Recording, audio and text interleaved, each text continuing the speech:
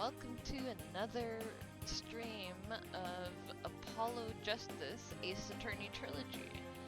We are on the second game, Phoenix Wright Ace Attorney Dual Destinies, and today we'll be playing the second episode, which is the Monstrous Turnabout. We'll be playing the first half of that today. So let's start. Is this the one? Yep. Okay. Let's go.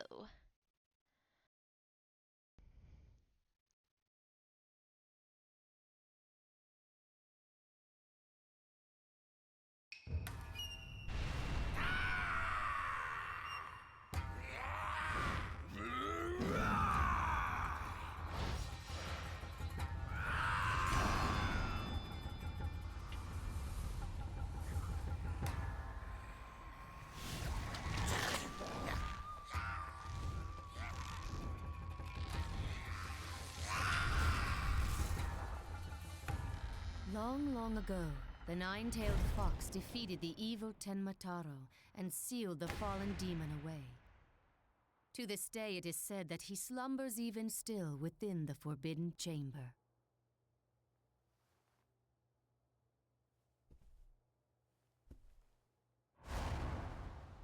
Night-night, Alderman. Sweet dreams!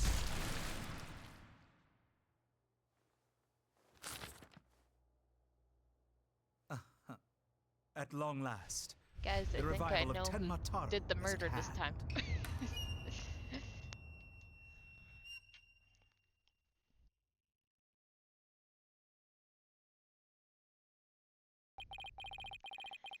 A few months prior to the courthouse bombing,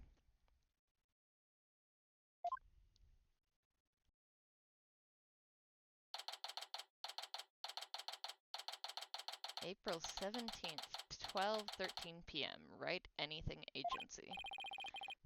Guess I'm a little early. Oh, hey Apollo! Getting an early start today.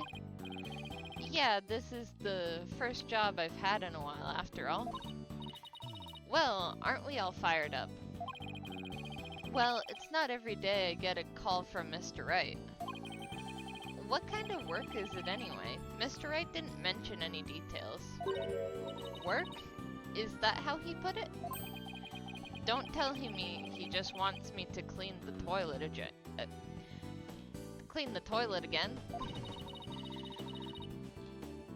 You've already become a fixture around here, Apollo. Come to think of it, it's already been almost a year since I was hired. A lot has happened since then, but I've settled in nicely despite a few bumps in the road. My name is Apollo Justice.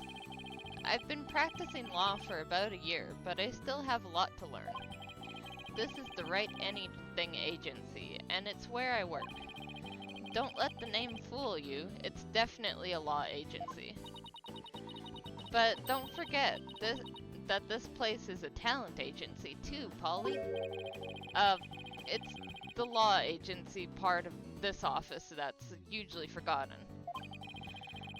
This is True C. Wright, a budding magician, and adopted daughter of the agency's owner, Phoenix Wright. She sometimes makes me help her with her magic tricks. And what's wrong with that? You're one of the agency's talents as well. I was under the impression that I was a lawyer. Oh, we'd better hurry. Doesn't look like Daddy's going to make it, so let's get going. Huh? Where are we going? What about the job he mentioned? This is the job, Polly. You're supposed to keep me company today. Now come on. Another day of not being a lawyer. Should have seen this coming. Well, this is the Wright Anything Agency, you know? And there's no law-related work at the moment, so... Tell me again why I choose to work here. Where is Mr. Wright anyway? Daddy said something about going to meet an acquaintance. But don't worry, just focus on your job and I'll tell you exactly what you need to know. Well, let's go. We don't have all day. Wait a second. And another day of anything goes begins at the Wright Anything Agency.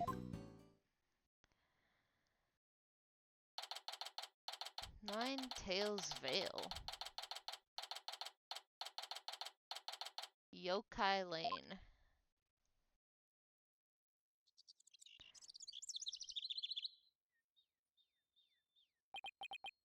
Phew, so what are we doing up here in the mountains? This is Nine Tails Vale. Everyone's been talking about the yokai craze here. Yokai? Oh, you mean Japanese monsters? Guess that explains all these weird things. Speaking of which, isn't Nine Tails Vale found by Japanese immigrants? Yeah, they're holding a festival to boost tourism over at the Aldersman's Manor. My friend who works there invited us. That's why we're here. In other words, I'm your chaperone because your dad was too busy. Daddy said that with those horns of yours, you'd make a great addition to their festival. I mean, you look like you just a moment. You look just like a Japanese demon. Wasn't that so thoughtful of him, Polly? I could do without the thoughtfulness like that. Oh, it's almost time. Come on, Polly. The festival grounds are this way. Alright, guess it's time to move to QB Manor Garden. Okay. Let's go. Oh, this is, different.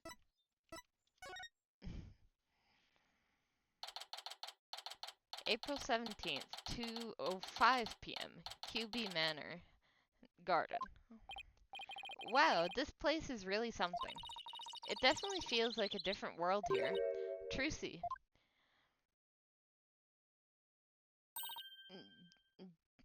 Jinxie. And this is my friend, Jinxie Tenma. She's the one who invited us. She just happens to be the maid here.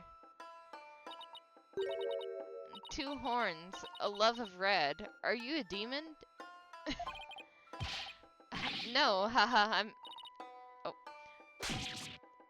What the... No, haha, I'm Apollo Justice. Nice to meet you. Eek, he is a demon. What the... Be gone, foul beast. Hehe, you look great, Polly. Fills in some of that space on your forehead. Ugh, what is this thing? It's a warding charm. Jinxie puts them on all the monsters she finds. But I'm not a monster. Maybe I should have told her you're a good demon. Or you could just say I'm a human. The red demon. Emissary of the underworld. I got up early to do my hair for this. Can I take this off now? So you can eat me? I'm not going to eat you. Eek, forgive me, oh terrible one. Tone down your cords of steel, Apollo. You're scaring her out of her wits. Don't worry, I'm already full. Please stay that way. Great, now I'm playing along too.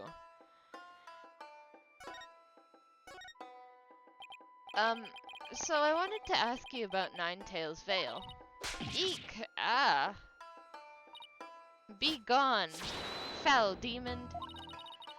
Looks like you've been demonized, Polly, literally.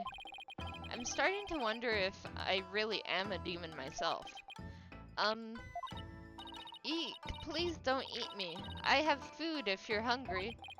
This isn't working. We won't get anything out of her until we set the record straight. If only we had some way to prove you're not as scary as you look. Ouch, unnecessary roughness. Looks like I have to present some proof. proof that I'm 100% human. Okay. Looks like the attorney's badge is, the only thing we can present. So let's do that. Oh, wait. Right, we need to go to present, and then that. I wanted to show you this. Eek! What is it? It's my attorney's badge, you see? I'm not a demon, I'm a lawyer. Really? You're a lawyer?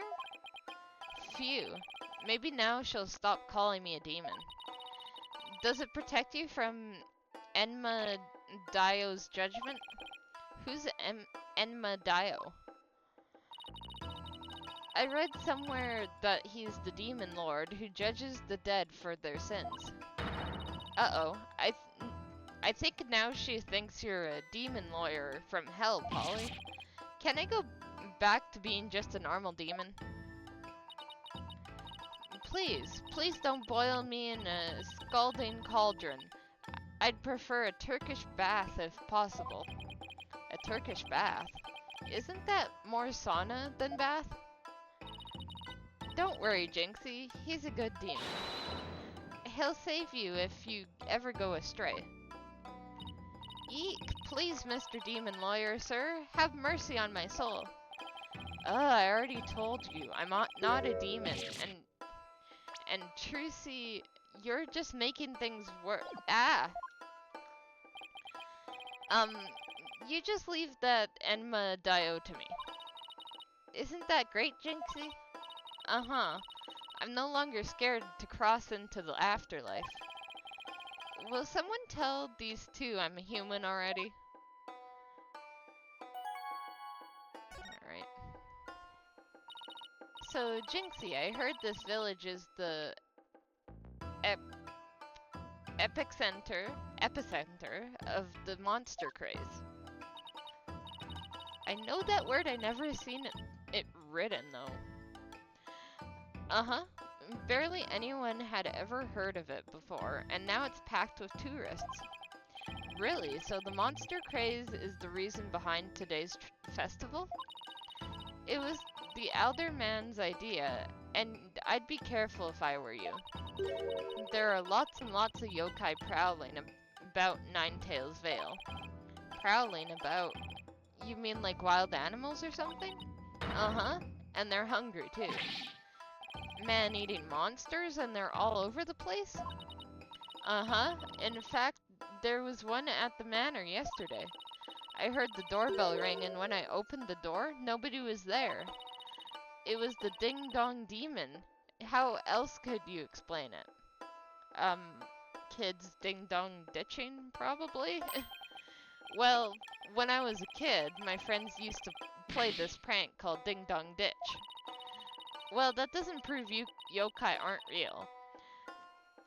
There's even one here at the manor. The demon, Tenmataro. He's imprisoned in the Forbidden Chamber. Tenmataro? The Forbidden Chamber.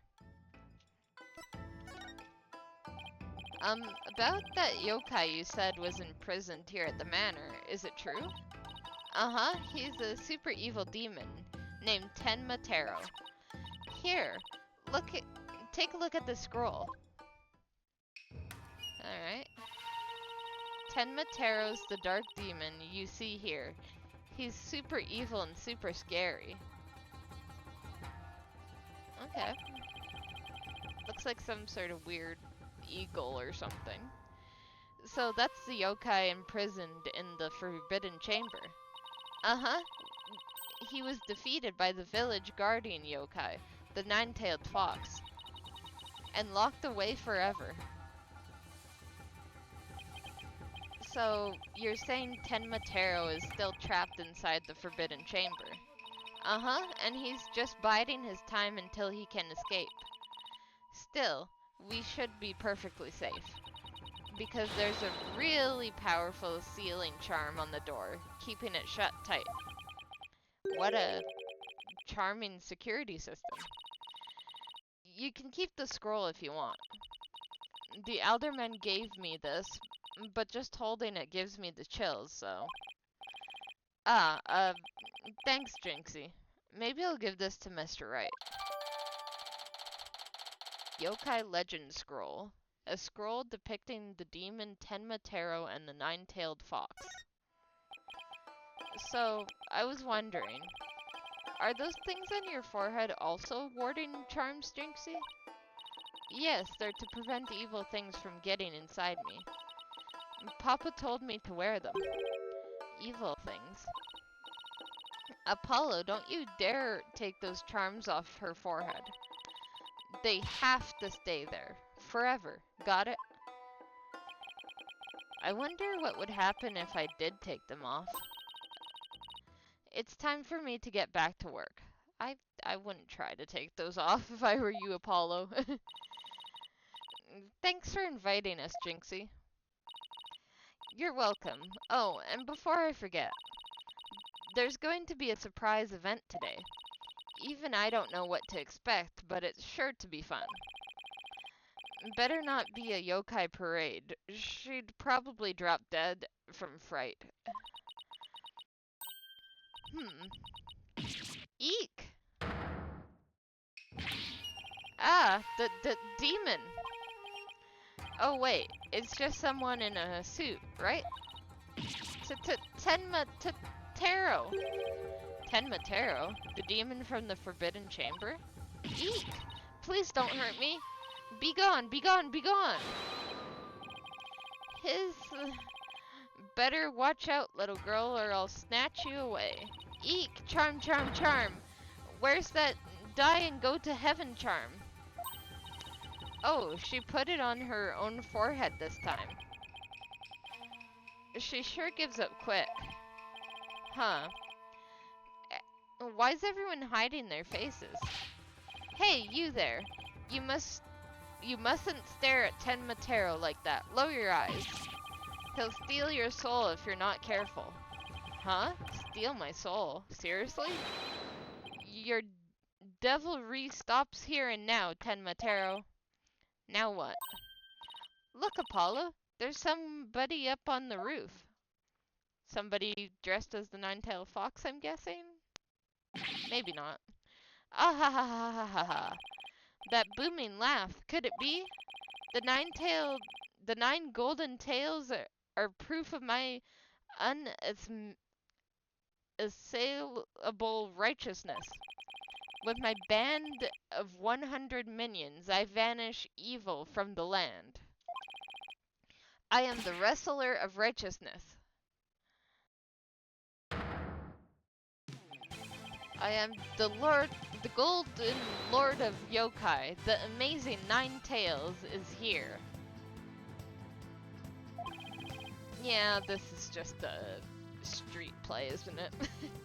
Fear not, good little boys and girls, for I shall defeat Tenma Taro. Ah ha ha ha ha! Ah ha ha ha ha ha ha ha! Hooray, hooray! It's the amazing Nine Tails! Up to your no good tricks again, Tenma Taro? Well, not on my watch. Ah! Ah ha ha ha ha! There's nothing to fear now, my child. I have banished Tenma Taro. You and your people can now live in peace. Thank you, Mr. Amazing Ninetails, sir. Now I must be off. Another match and another foe to vanquish. Await!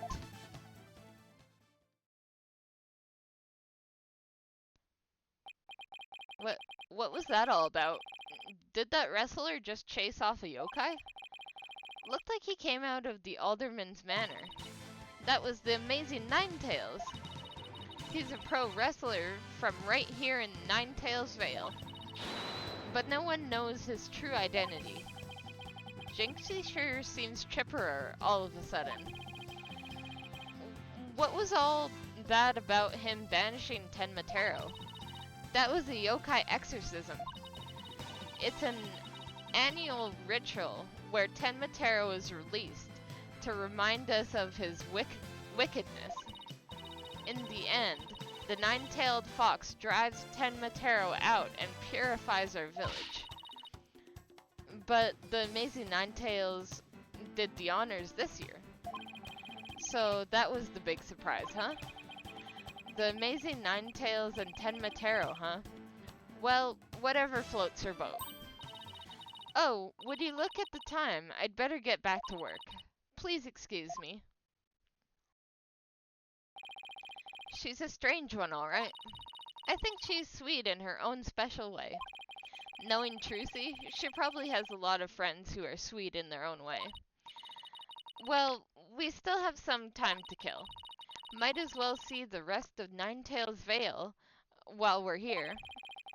The fun never stops, does it?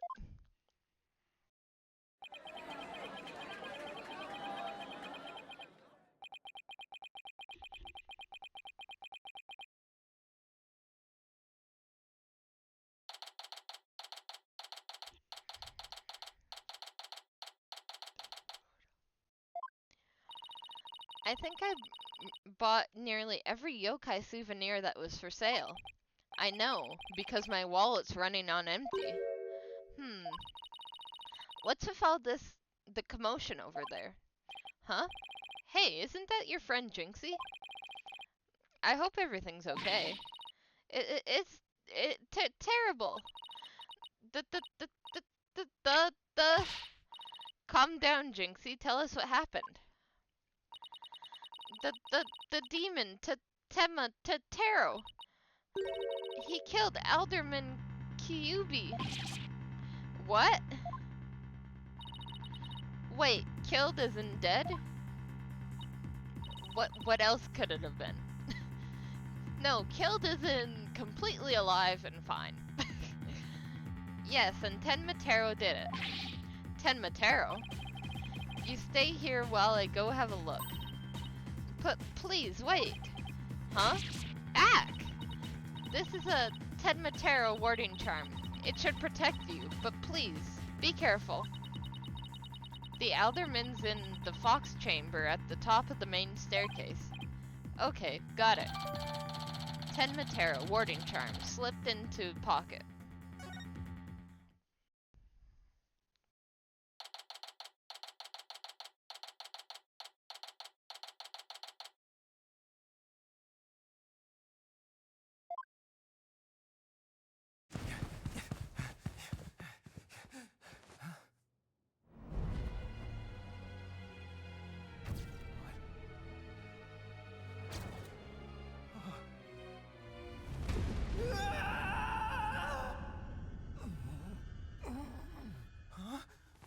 Are you all right? Who are you? Help! Someone call an ambulance!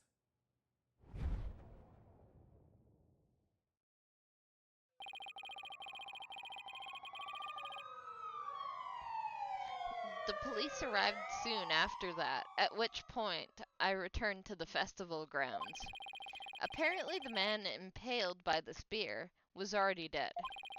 But there was one other person there, and he was immediately rushed to the hospital.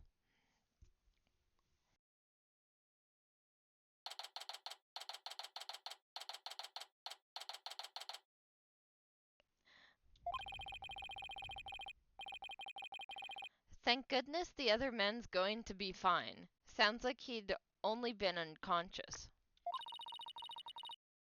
You think Jinxie's going to be okay? I'm sure she'll be back to her old self in no time.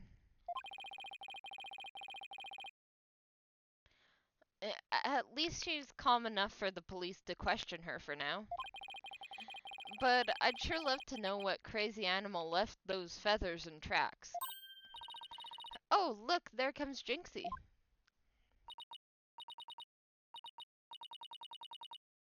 Hi, Trucy. Hi, Mr. Demon Lawyer. Heya, feeling any better? I was wondering if you're up to filling us in on what happened. So, the man with the spear in his chest was already dead? Uh-huh. It was Alderman Kyubi. When I found him, he was already... So the victim was the village alderman. And the one who was found alive, who was he? Damien Tenma. Or...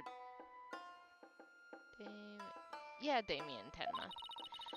He's the lawyer of the neighboring city, Tenma Town. They arrested him, sob. So, he's the killer? Ah! Nuh-uh. Papa didn't kill anyone. Papa? As in, your father? That's right, Jinxie's dad is the mayor of Tenma Town. No way. Yes way. But he's innocent. This just got way more complicated. The victim was the alderman of the Nine-Tails Vale. And Jinxie's father, the mayor of Tenma Town, was arrested for the crime. Sounds like we have some investigating to do. I know this is difficult, Jinxie, but you need to hang in there.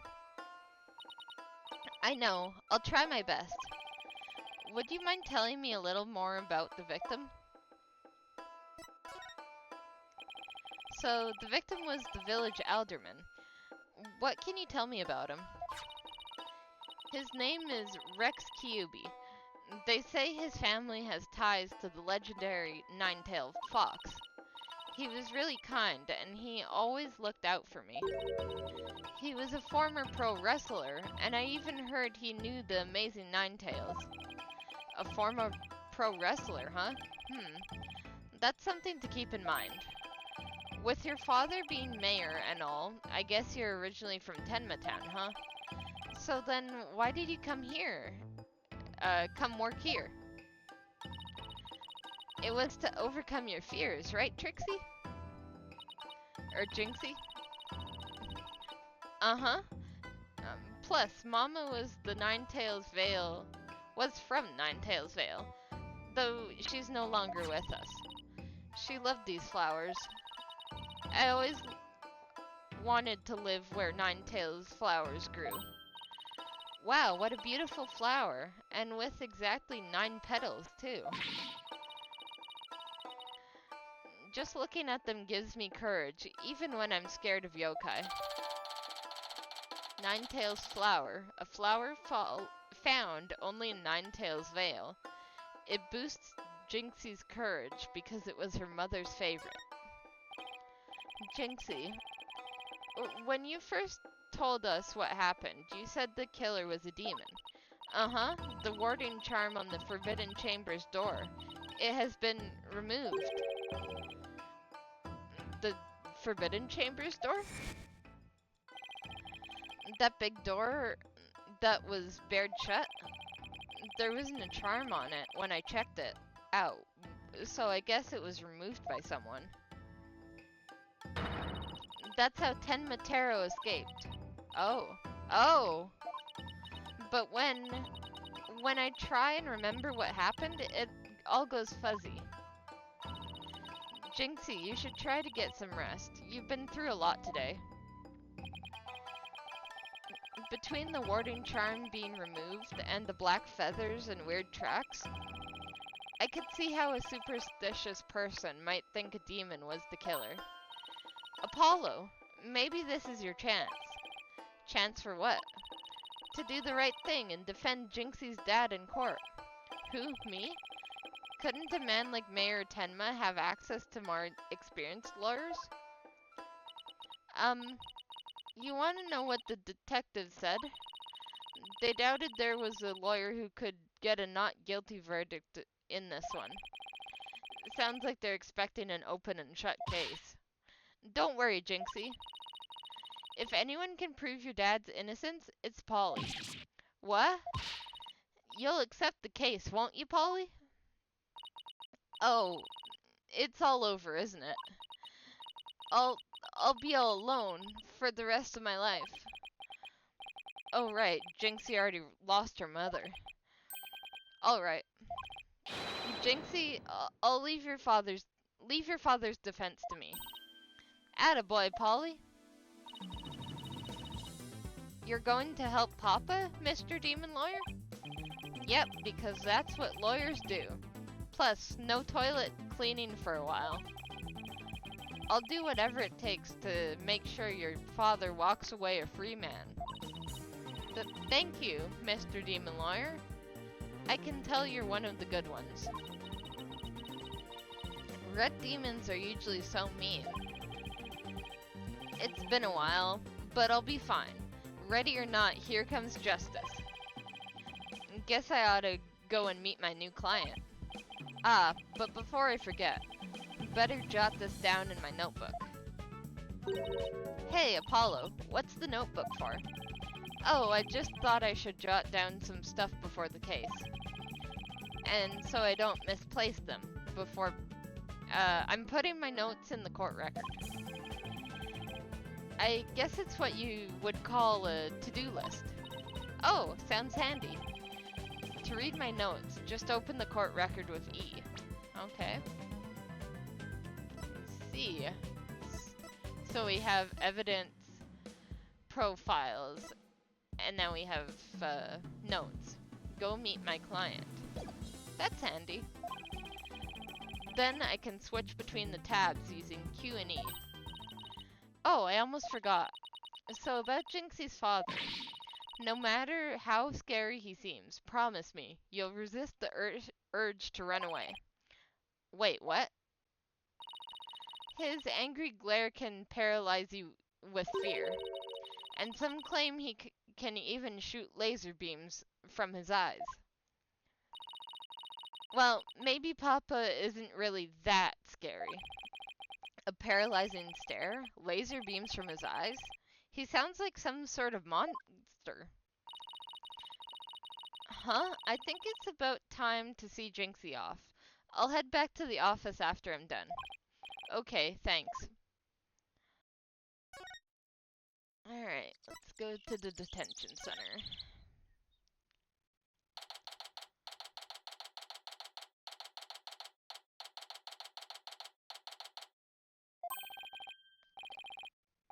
Ah, visiting hours. Perfect timing. Hope he's not as scary as he sounds.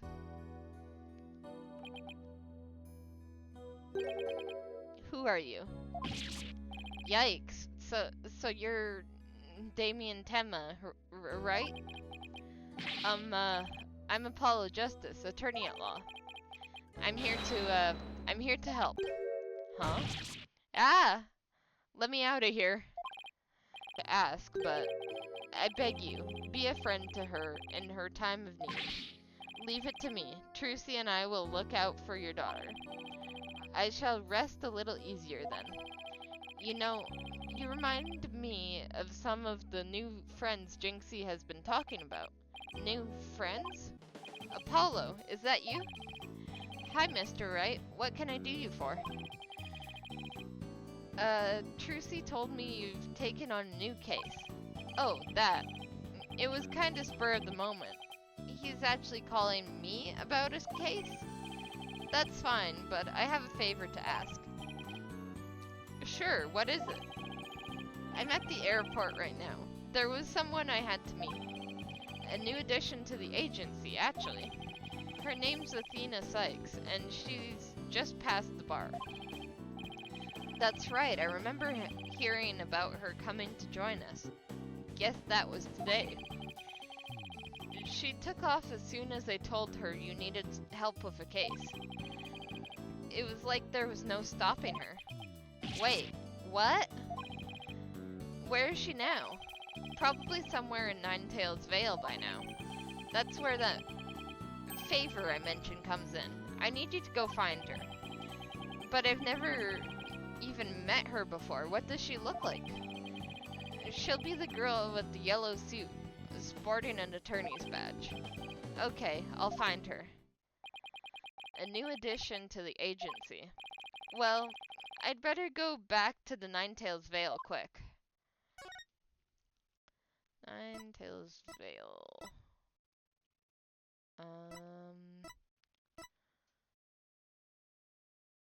I guess we can go to the lane first.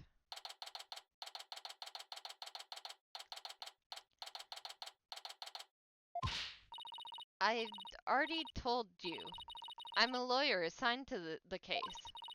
I need to study the crime scene, so if you would please tell me where Kyubi Manor is. You can't fool me. You're just some delinquent high school student playing hooky. You stupid pig-headed... This attorney's badge isn't just for show, you know. Looks like I just found Miss Athena Sykes. Tisk, why won't you believe me? Don't expect me to defend you in court if you ever get arrested. Well, I'm the only one who usually does the arresting, so... Say, shouldn't you be getting back to school? I already told you, I'm a lawyer, not a student. That's it, enough of your lies, you're coming with me. Ah, get your hands off me.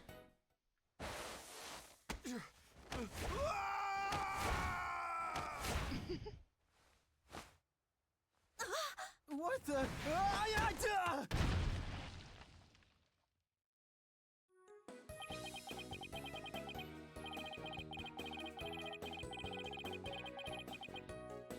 Ugh.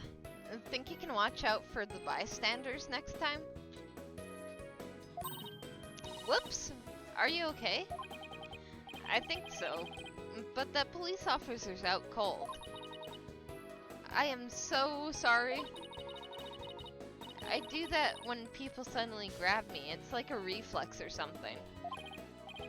Reflex? Sounds more like a felony. You're Athena Sykes, I take it? That would be me. And you are? I'm Apollo Justice. I work at the Wright Anything Agency.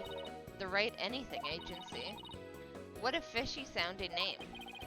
It's a long story, but it is a law office, among other things. Didn't Mr. Wright explain it to you? Oh, right. That right. So then, you must be... Where have you been? I've been looking all over for you. I could say the same thing to you. Well, here I am. Now, how about telling me a little bit about yourself? Mr. Wright didn't really tell me much, as always. Ah, of course. Feel free to ask anything. Or ask away. So, Athena, I heard you just passed the bar. That's right, and here's my shiny new badge to prove it. Isn't it beautiful? Ah, so you must be a bit younger than me. Hehehe. A bit more than you might think, in fact. I'm only 18. 18? How in the world did you become a lawyer at that age? I skipped a few grades while I was an exchange student in Europe. And I got my license to practice law while I was over there. All I can say is, wow, she must be a genius or something. I also studied analytical psychology. I thought it might help me be a better lawyer. Psychology helps her be a better lawyer. How exactly does that work? So, Athena, you mentioned studying psychology. That's right, I've always wanted to bring analytical psychology into the courtroom. The power of psychology will bring a breath of fresh air to the legal system. Oh really? So, how do you plan on using it to defend our client? Well, for example, I can try to listen in on a witness's inner voice, and then analyze their psychology state with the help of my trusty partner, Widget. Widget? This device around my neck here. Say hi, Widget. Hi, Widget! It talks! Whoa, you need a volume knob. Anyway, the little guy will sometimes say what I'm feeling. Awkward. Don't worry, you'll get used to it. Now that I seriously doubt. So, tell me about our client. What are they like? Oh, right, you haven't met him yet. Well...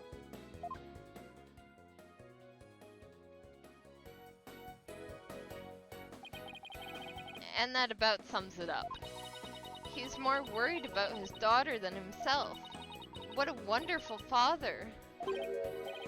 Wait, are you crying? I'm not crying. There's something in my eye. They're called tears. Right, moving right along. Let's get down to business. Helping our client is priority number 1. Oh, I almost forgot. I have something you might be interested in. I got it on my way here, and think it might have something to do with our case.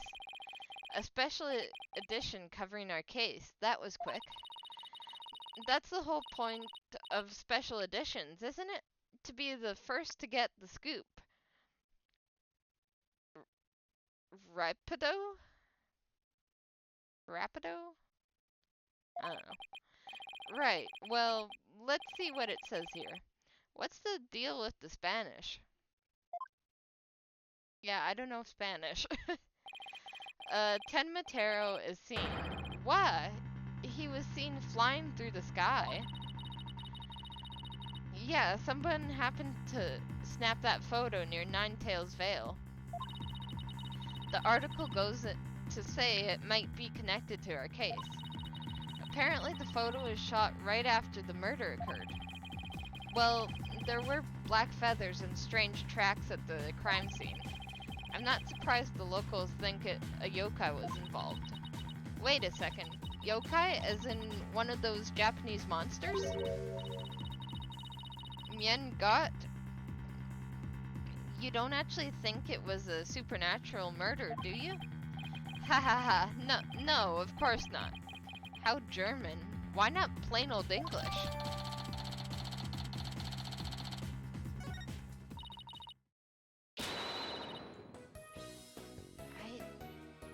I don't know Spanish, Athena. Oh, Andale. There we go. I figured it out. Andale, Apollo. Let's crack on that crime scene already. Okay, what's next on the list? Investigating the crime scene. What else? Well, what are we waiting for? Last one there is a rotten egg. We don't have time to run all the way there. Okay, then how about speed walking? Why does this have to be a competition at all? Alright. Let's go to the manor foyer.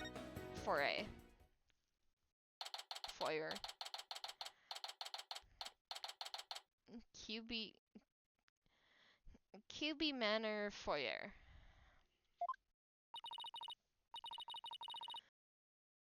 Do you hear that? It sounds like a TV or something. Oh, look. There's a TV in that little room in the corner. In other news, the mysterious masked wrestler, the Amazing Ninetails, has been confirmed missing according to our sources close to the wrestler. It appears he disappeared sometime after the special event held in Ninetails Vale today. He also failed to appear at a match today, where he was scheduled to defend his title.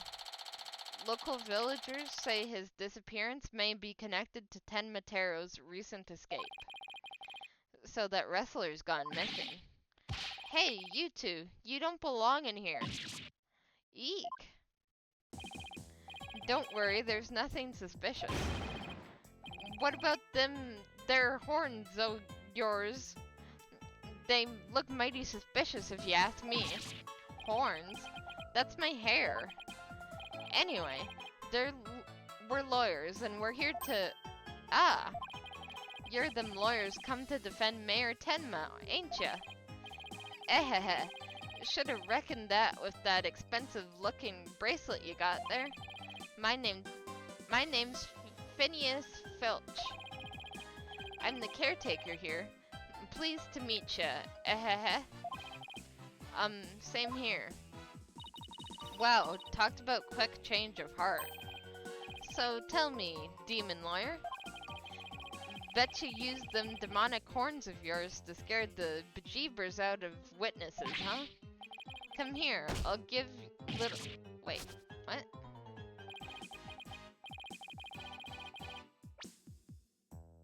Come here, you little horned demon, you. Youch!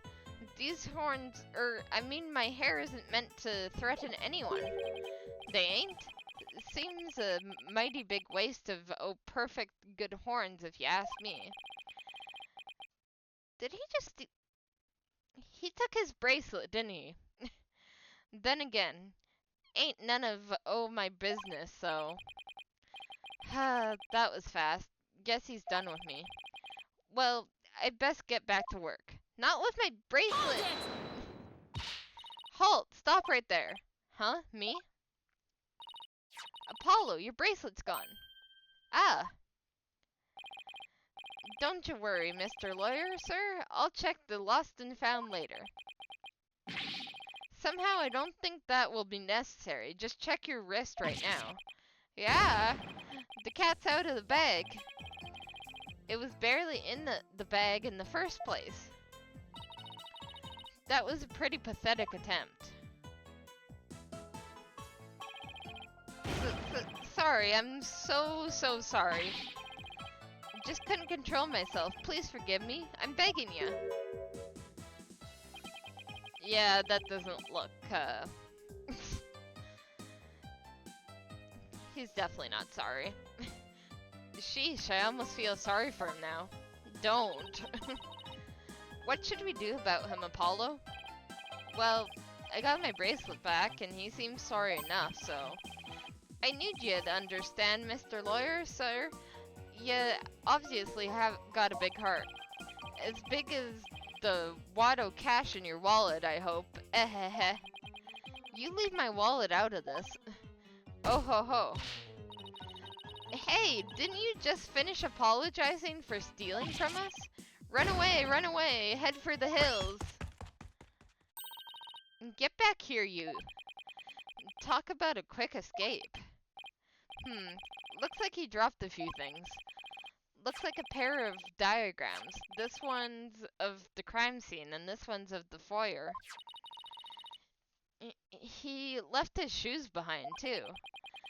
The guy's the living definition of a bumbling thief. Let's hang on to his shoes. We can give them back next time we see him. As for the diagrams, I say we keep them.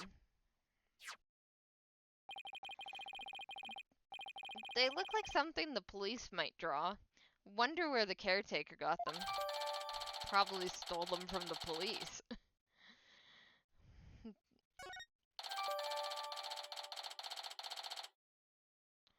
Diagram of the foyer, including the office used by the caretaker, Phineas Filch. I see. Oh, so that's an office over there.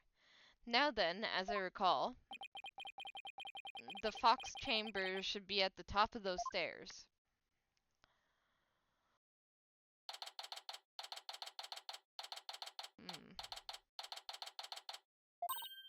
Whoa! Where'd all these black feathers and weird tracks come from? The popular opinion seems to be that they're from Tenmatero. You mean the great evil has returned? Even if he did, I'd be laughed out of the courthouse trying to indict him. Hey, who are you? And where are you going here? This is a crime scene. And who are you? Are you with the police? I asked first, who are you? And what are you doing here? On second thought, I'm placing you under arrest for disturbing a crime scene. Under arrest? But, save it for the boys back at HQ. Now, come quietly or else. I don't want to be late for lunch. But please, wait. We're Mayor Tenma's lawyers. Well, why didn't you say so? So you're the lawyers I heard about. Ha ha ha. I almost took you in. You two are sure were suspicious, though. I don't know how many more times I can take being called suspicious in one day. Sorry, we didn't catch your name. My name? I'm Bobby Philbright, the heroic detective who defends our good citizens from evil. The champion of justice who comes running whenever you're in need. And my catchphrase? It's injustice we want. We trust. Oh boy, this guy's a story and a half. So, what can I do you? What can I do for you? So, would it be okay if we had a look around? Certainly not. No unauthorized personnel allowed. Couldn't you make an exception? Cease and desist at once, or you'll have to deal with my little friend here. Ah, yikes. Is he reaching for his... injustice we trust? Phew, it's just his badge. You may be Mayor Tenma's attorneys, but you still need authorization to cross a police line. Apollo, let's see if we can change his mind. Good luck. Let me know how it goes. I bet he's a defense as heroes comes. Oh, as dense. Not defense. You're wasting your time and mine. Nobody's crossing this line without authorization. I'm a wall of justice keeping injustice. That would be you at bay. I knew it. Look, there's just us and you here, right? Justice and me, you say? That's right. Are you trying to say that justice and I aren't enough to keep you out? What? No, silly. We're saying that you're an inspiration in our quest for justice. No, it can't be. You have him on the ropes now, Athena. If you were on the side of justice, would you let us through? But guarding the crime scene is part of justice too. Sure. But only a bad guy would stand in the way of justice, right? Whose justice is more just here? Well, we can't have a fair and just trial without a thorough investigation, so... Oh, Lady Justice, what would you have me do? I think we really got to him. Yeah, he seems pretty neurotic as far as champions of justice go. Our pleas for justice must have had a huge impact. He's tying him up in knots. Now's our chance to start looking around. After all, that about authorization personnel only? This was surprisingly easy. Should I stop them or let them through? Whose justice is more just? Well, let's get to work. We're supposed to find clues related to the crime, right? Right. A search of the crime scene should turn up some evidence we can use at the trial.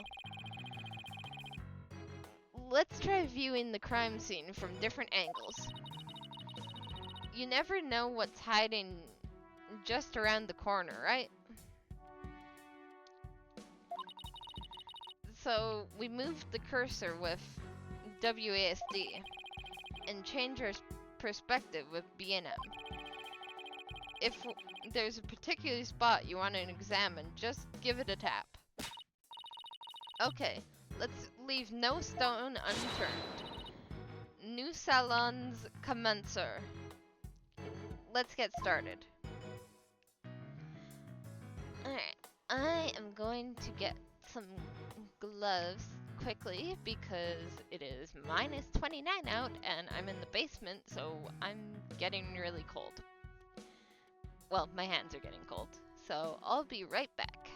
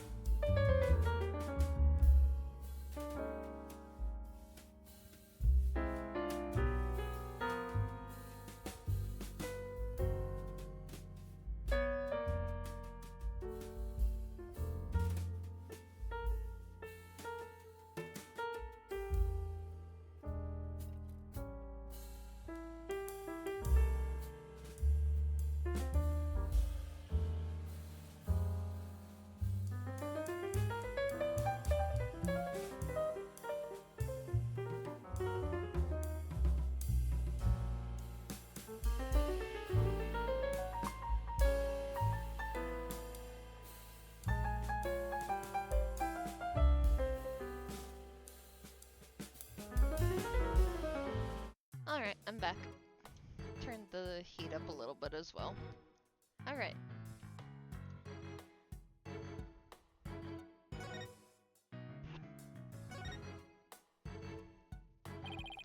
The Forbidden Chamber. They say the demon Tenmatera was imprisoned in there before his escape. Think we could get this door open? It's worth a try. No good. It's shut tight. I don't even see a keyhole. Seems pretty hopeless. In justice we trust. Yikes! Did I just hear the voice of someone in need? Allow me to fill you in. This door simply will not open.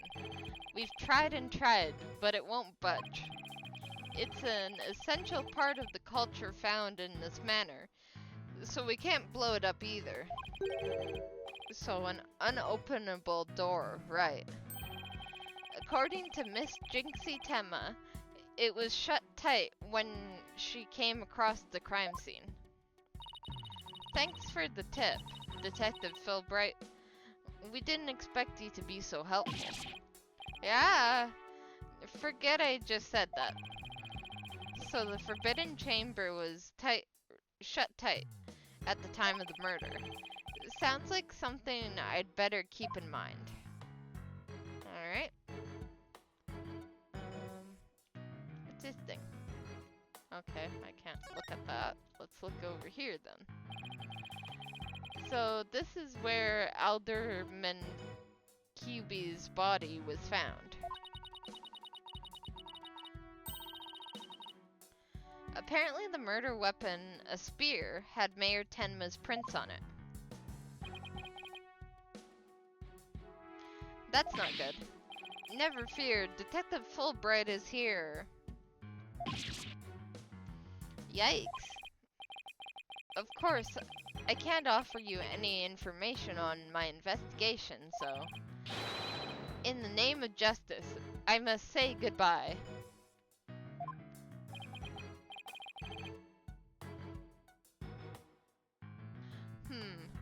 What was that all about? I don't know. Weird guy. There's something wedged under this chair. Let's see if we can't lift it up and freeze. Yikes. No disturbing crime scene evidence, even if you are the mayor's lawyers. He does have a point there. Hey, Detective Fulbright, did you hear about that attack over on Yokai Lane? I heard an elderly woman was assaulted by a strange yokai shaped like a roll of cloth. And you waited until now to tell me? I better get over there at once. In justice we trust. That was surprisingly easy. Okay, Apollo, now's our chance to look around some more. The more I get to know her, the scarier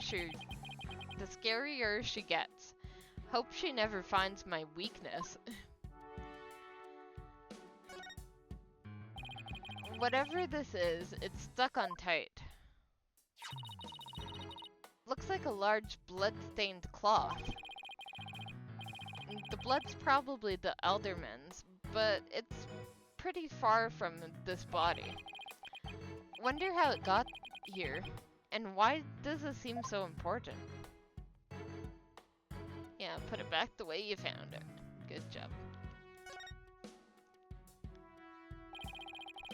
These weird tracks must have been made when someone stepped in the Alderman's blood. Maybe the killer inadvertently made them when they were fleeing. They're pretty big tracks, almost bird-like. The feathers also point to a bird. Then it must be one big bird, and not of the friendly yellow type either. Maybe it's some mutant bird creature. So your theory is a giant mutant bird murdered Alderman QB with a spear? It's more plausible than saying a monster yokai did it. Sorry to burst your bubble, but a giant spear-wielding monster is by definition a monster. Okay. Wow, this is a pricey-looking chair. Apparently the mayor was found drugged and unconscious in it. Really? Yeah, and when he came to, he was arrested for murder. Talk about your rude awakenings. So he's the prime suspect in a case he knows nothing about. Yeah, pretty much. That stinks. Oh, poor Mr. Tenma Sniffle. He must be feeling so scared and confused. Apollo, it's up to us to save him. It's like she's on her own emotional roller coaster. Alright. What else is there? Look! The statue only has one tail. Maybe it's the nine-tailed fox's sidekick. I bet the number of tails represent a yokai's power. So, if you had two, Apollo, I'd only have one. Wait, what? Not that it means you're better than me, got it? Like I said, what? Okay. I see this thing here, but it's not letting me look at it properly yet. This one's a spear. And what about this one? It looks like a giant pair of pliers. Looks like something a demon might use. Saw something like that in a manga once. Really? What are they used for? Oh, things like pinching through cheeks. Yeah. Pulling out tongues? Stop! Oh, and you should see what they can do to a person's eyes. Okay, I get the idea. But I'm sure this thing is just a simple can opener or something like that.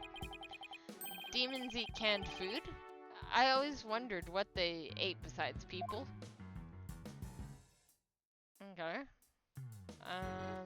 Let's look around here. Oh, okay, I can look around the whole room. That's handy. Look, a cat with two tails. No such thing. Oh, and this lady has a really long neck. Ha ha ha. How funny is that?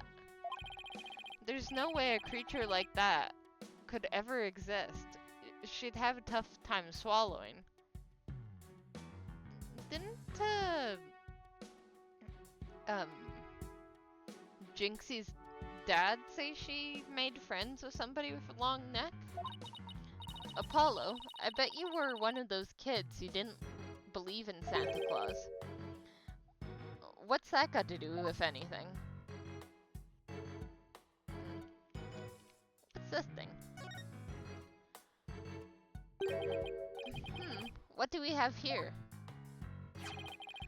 Look, it's a statue of the nine-tailed fox and Tenmatero battling it down. It out. Down does not make any sense. Eek, careful, Apollo, it's got blood on it. Really? Hey, you're right. Wonder if it's the Alderman's blood. How can you remain so calm after seeing all this blood? Well, this isn't the first time I'm seeing something like this, so... You're no fun at all. At least act surprised or grossed out or something for my first case. I'm already a lawyer. You want me to be an actor too? Okay, can I see that thing on the ground yet? Or no? Okay. Let's check out the window. Hey, this window opens.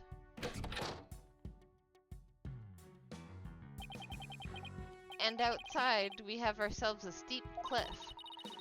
The window only opens about 6 inches, not wide enough for anyone to get in or out. Look, Apollo, there's something caught in the window frame. It looks like golden fur. Gold fur.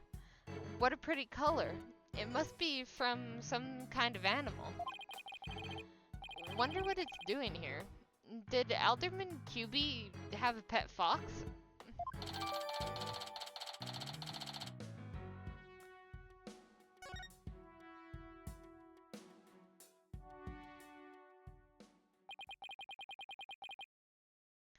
Guess that about wraps it up.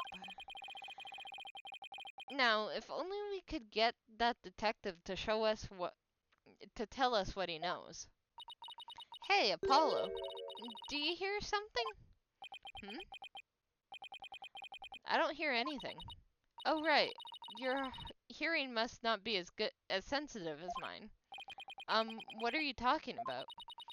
A whooshing sound, like wind rushing through a narrow strait. And the echo of someone's voice. In justice we trust. Ah! Ha ha ha. Someone's got a sharp set of ears. That was the sound of my righteous voice. Reverberating.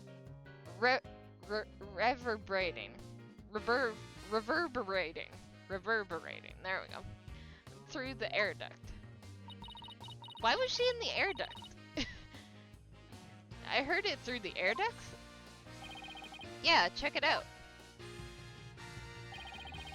But why would she hear you through there?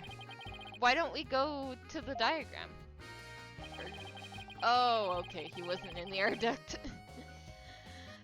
As you can see, the vent is connected to an air duct that leads into the hallway. I see.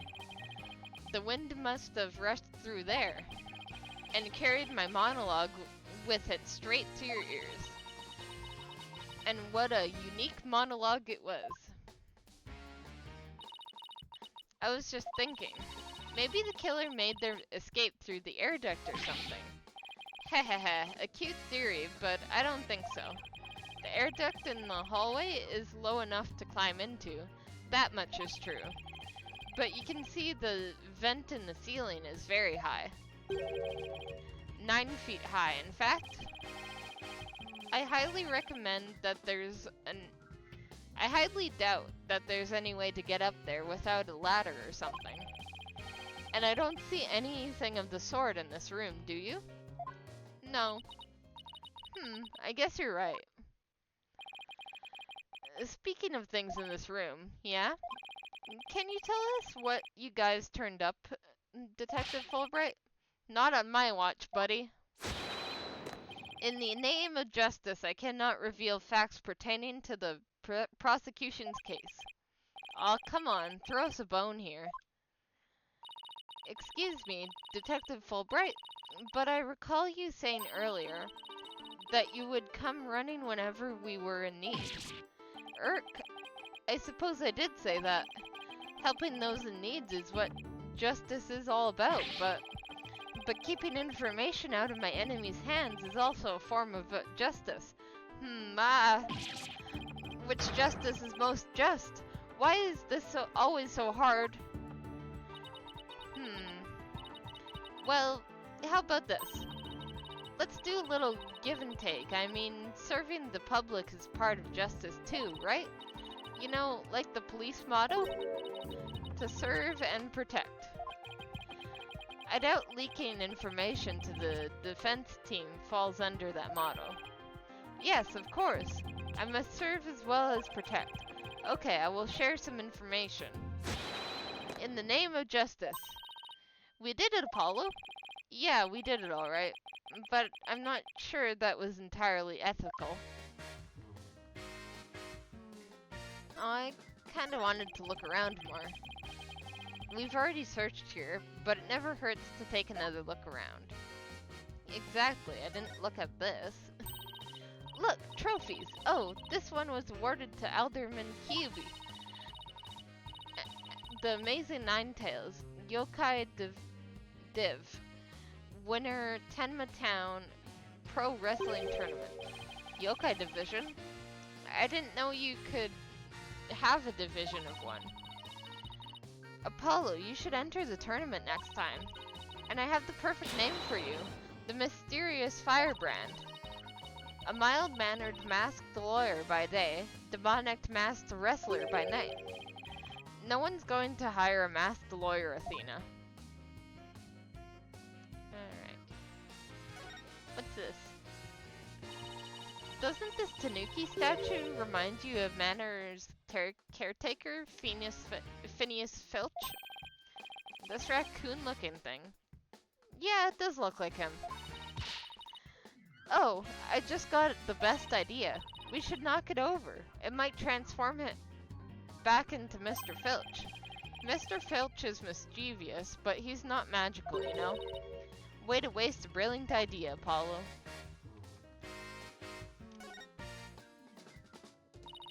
Apollo, what words come to mind when you watch a pendulum in there? Unsteady and, restless. That's a direct representation of your current state of mind. Wait, that was some kind of psychology test. My diagnosis? This strange case has made you anxious, causing you to lose your cool. You're actually not that far off the mark.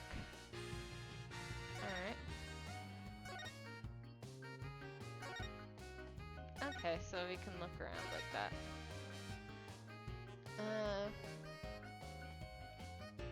What's this?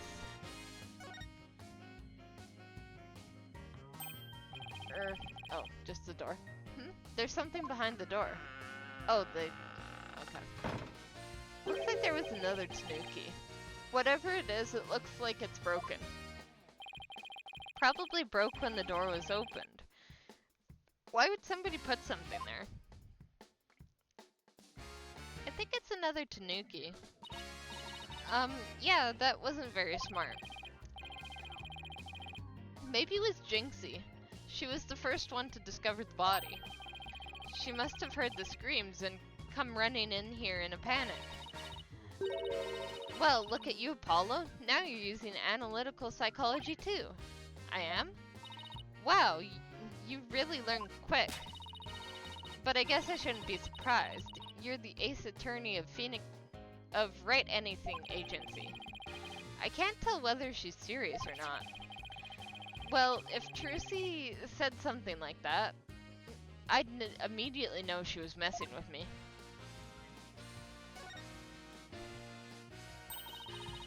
It's a folding screen. I wonder what they were using it for. I read that Japanese used to use these in drafty rooms, but now they're just for show. You mean like my attorney's badge? Sniffle. Poor Athena. That cop treating her like a child must have really bothered her. Yeah. Honestly, it would have bothered me too. It's no fun being treated like a child when you're not one anymore. Was it Miss Jinxie Tenma who first discovered the crime scene? That's right, and this photo shows what she saw when she opened the door. Miss Tenma had a key allowing her immediate access. A key, so then the Fox chamber was locked. Yes, and Miss Tenma had the only key to its door. Really? So Alderman QB didn't have a key to the Fox chamber? Actually, he has had a master key for most of the doors in the manor, but it disappeared after his murder. Interesting. Disappeared? You think the killer took it? Probably. It could very well be connected to the murder. We're looking into the possibility now. But it's the timing of Miss Tenma's discovery that I think is most important. Of course, I'm not going to share that information with you. Ha ha ha. You think you're some kind of champion of justice, but you're just plain old mean. I won't fall for that, you shameless rascal. I only help good little boys and girls. Shameless rascal? Who even says that? Well, I wouldn't exactly call you a good little girl either. Prime photo added to the court record. Those feathers and tracks look like something a yokai might leave behind. You don't actually think the murderer was some sort of monster, do you? What's the name of that creature in the Forbidden Chamber? Tenma something? Because from the black feathers and big tracks, it looks like that creature did it. Our prime suspect would no doubt love to pin the blame on some imaginary creature. Can Tenma...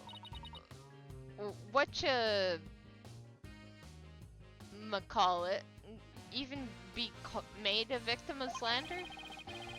I doubt the mayor would do something as childish as blaming a boogeyman. So the most likely scenario so far is that Tenma guy left the feathers and tracks behind to make it look like the yokai Tenma was the killer. Wait, what? Now I'm as confused as you. At any rate, I doubt Mayor Tenma would plant evidence like that. So, Mayor Tenma is your only suspect. That's right, even his name, Damien Tenma, makes him sound like a villain. And he's really scary looking too. Wait, are you telling me that's why he was arrested? Ha ha ha, don't be ridiculous. He was the only one without an alibi. Oh, is that so? Yep, other than the victim, the suspect, and Miss Tenma, the only others around here, Mr. Filch and Mayor Tenma's aide, and the two of them were together at the time. Filch, the guy who tried to steal my bracelet, just living up to his name, I guess. We should go talk to him again when we have the chance. What about Jinxie? She's not being suspected at all? She may have no alibi whatsoever, but she also has no motive. It's unfathomable that she would murder the alderman and pin the crime on her father. Besides, do you really think a girl could lift this huge spear? True enough, that spear looks even bigger than her. You know what? I bet there's plenty of girls who could lift a big heavy spear. That's about all I can reveal at this time. Well, you must admit, Damien Tenma appears to be the most likely suspect. I admit it looks bad, but I'm still not buying it. Oh, and one more thing. I must warn you about the prosecutor. The prosecutor assigned to Mayor Tenma's trial? That's the one. He's, how should we put it? Not what you'd expect. That is, unless you've faced a convicted killer serving hard time as a prosecutor before. What the? Is this some kind of joke? Yeah, isn't that illegal? Can I ask why a man in prison for murder is serving as prosecutor? Because he's mastered the use of psychology in courtroom battles. Everyone's talking about how this murder was the work of some strange creature. But yokai are nothing more than a figment of the imagination. They're baloney. Who better to prove this than a master of psychology? He's the best man for the job. But he's a convicted murderer.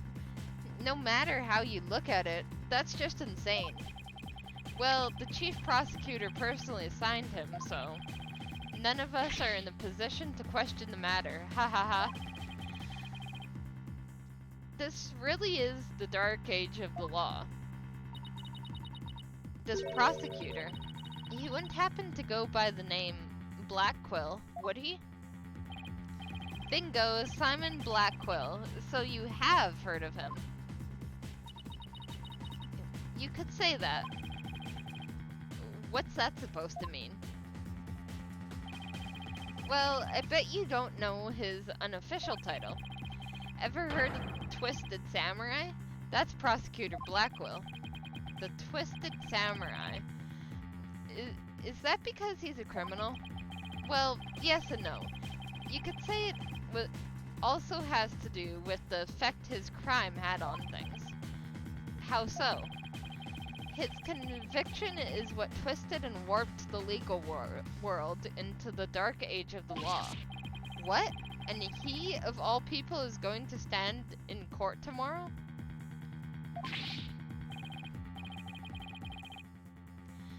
Haha, never fear. I myself will be there to protect you. That's reassuring, I guess. Well, you kids knock yourselves out. Can't wait to see how you do tomorrow. Wait, Detective Fulbright. I've been meaning to ask you something. Why are you barefoot? He's not wearing shoes? This doesn't look like the sort of place where you need to take off your shoes. I hadn't even noticed. Why am I barefoot? You honestly hadn't noticed until just now? Wait a second. Those shoes we found earlier. Excuse me, Detective Fulbright. These wouldn't happen to be your shoes, would they? Yes, they are. My favorite pair, in fact. Thank you for bringing them to me. I must truly be on the side of justice.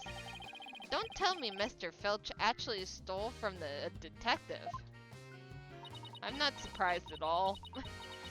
Stealing shoes right off of someone's feet, that's pretty amazing. I find it more amazing that Detective Fulbright didn't notice. Well, looks like we've gotten all we can out of the detective, so let's see. Maybe we should go have a word with Mr. Filch. I want to hear what his alibi is.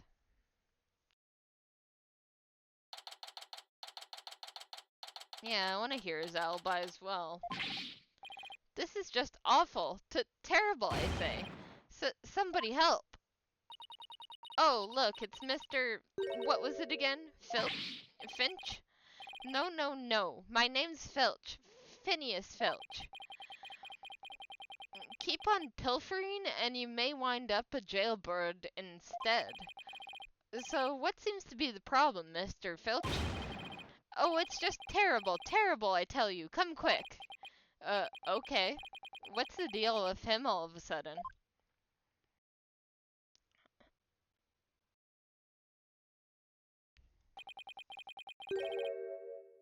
Looks like some kind of mask.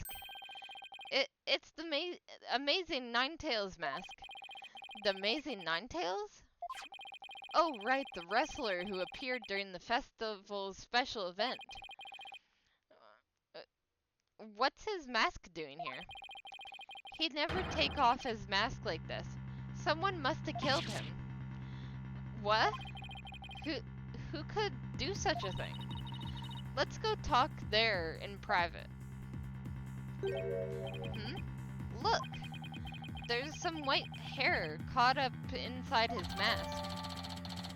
Amazing Ninetales mask added to the court record. A mask that washed up by the riverside. There's white hair inside. Okay, so whoever he has white hair. Makes me think that the Ninetales was our victim. So, what makes you believe that the Amazing Ninetales has been murdered? Yeah, really want to know, eh? You're a studious one, aren't ya? Eh. Yes, I mean no, just tell me, please. Well, it's like this. I dreamed of becoming a wrestler myself. Yeah, how about you join me in the quest for the champion's belt? What'd you team? Me in my bandit's mask, and you in that demon mask of yours. Demon mask? Heh. Wonder if I could make it big. Apollo, let's save your pro wrestling debut until after the trial. Huh? Oh, no, I wasn't actually. Why did I let him pull me off topic like that? Come on, Apollo. Ask him about the Amazing Ninetales murder already. Got it. The Amazing Ninetales is our village's savior, and don't you forget it. His trademark, a gold cape made to look like nine foxtails. He whirls through the ring, smacking down Tenma Town wrestlers left and right. He sparked the monstrous craze, revitalizing Ninetales Vale in a blink of an eye. Yep, saved our village from becoming a ghost town. Now it's a yokai town, ehehe. Huh? The Amazing Ninetales really does sound, well, amazing. Yeah, pretty amazing, huh? That's why he's worshipped like a hero around here. I'm proud to be from the same village as him. Come to think of it, you look kind of monster-like yourself, Mr. Filch. Guess it makes sense that you're from the same village as the Amazing Ninetales. I know. A lot of people have told me I look like a yokai. Since when was that a compliment? Ouch, what's a big idea? Check your pocket. Hey, how'd you do that? Keep it, I got lots more. A photo of the hero who sparked the monster craze and saved Ninetales Vale from becoming a ghost town. So, you keep saying the Amazing Ninetales was killed. What's the story behind that? Are you saying he was murdered because his mask washed up along the river outside? That's only part of it. The main reason is no one's seen since the special event. The word around Ninetales Vale is he is killed by Tenma Taro. Our villagers are really superstitious, aren't you? Oh, you villagers are really superstitious, aren't you? That we are. We love conspiracy theories, too. Like the mayor's diabolical plot. The mayor of Tenma Town? What is he plotting? Rumor has it he's planning on releasing Tenma Taro. That's why he wants the merger. He'll open the Forbidden Chamber once he's in control. That's quite a tale. Ain't finished yet. There was only one person who could stop the mayor. Our hero, the Amazing Ninetales. He vowed to battle the mayor of Tenma Town and stop the municipal merger. I couldn't make the stuff up if I tried. Apollo, we still have to ask him about the alderman's murder, remember? Uh-huh. Okay. Mr. Filch, would you mind telling us what you were doing at the time of the murder? I was in the caretaker's office guarding the entrance like Mr. QB said I should. And I made double sure no one came in. I have a clear view of the foyer from where I work. He must be talking about the small room in the upper right. It definitely looks like you can keep track of the things and going on from there. And do you have an alibi backing your statement up, Mr. Filch? I do indeed. I was with Mayor Tenma's aide. Florent Labelle's his name. So the two of you were together. That's pretty sound alibi, alright? And nobody came in or out of the manor around the time of the murder. Kept watch here the whole time. Didn't see a soul pass by. And if anyone did, that their security camera would have spotted them. So no one came in or out around the time of the murder. That means you're dealing with someone who was already inside when it happened. So, do you think this mask is the real deal? Without a doubt. This here's the mask worn by the Amazing Ninetales. What about the white hair I found inside the mask? Wait, I just thought of something. Remember the golden animal fur we found at the crime scene? Couldn't it have come from the mask? Look, there's even a spot where some fur is missing. Then this places the mask at the crime scene at some point in time. Which means... What does this mean? Someone with white hair who's linked with the murder and is against the merger.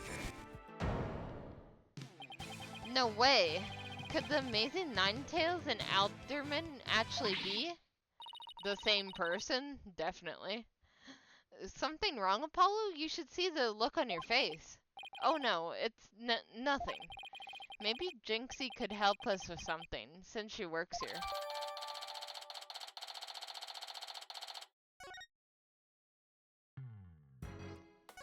Alright. Did all the talking points. Let's go to the garden. Maybe Jinxie's there. Nope. Jinxie is not there. Yokai Lane?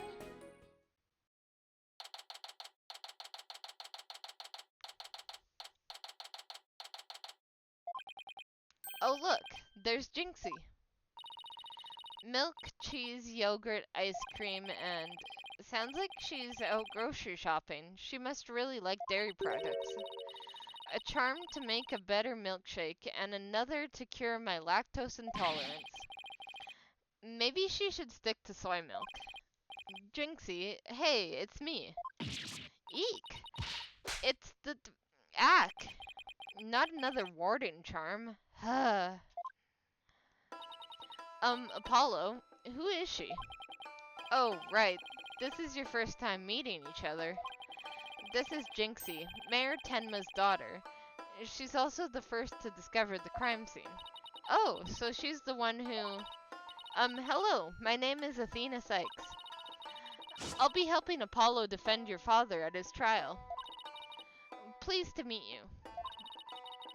Pleased to meet you too. Where's Trucy? She went back to the office ahead of us. But don't worry, Athena and I are on the case. Wait, how do I know you didn't... That you didn't gobble her up alive? Relax, I didn't eat her up, and I wouldn't do such a thing in the first place. Oh, poor little Trucy. I'm about ready for some tears of frustration myself. She's quite an, interesting character, huh, Apollo?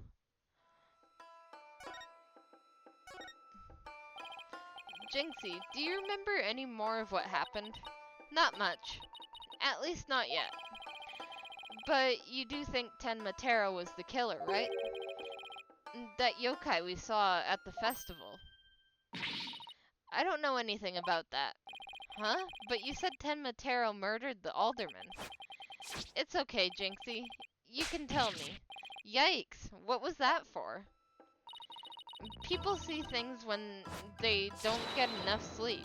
There's no such thing as monsters. Huh? What's gotten into her? So, if there's no monsters, you admit I'm human? No, you're still a demon. Oh, I give up. It seems like Jinxie doesn't want to talk about Tenma Taro for some reason. But that's precisely what I need to know about more. Besides, she's definitely thought there was a yokai there in the fox chamber. Jinxie, about this charm. You gave me this when I was heading off to the scene of the crime. You thought Tenma Taro was the murderer. That's why you gave this to me, right? That's true, but if there's anything else you could tell us, it would really help. And it would help your father too. Alright then.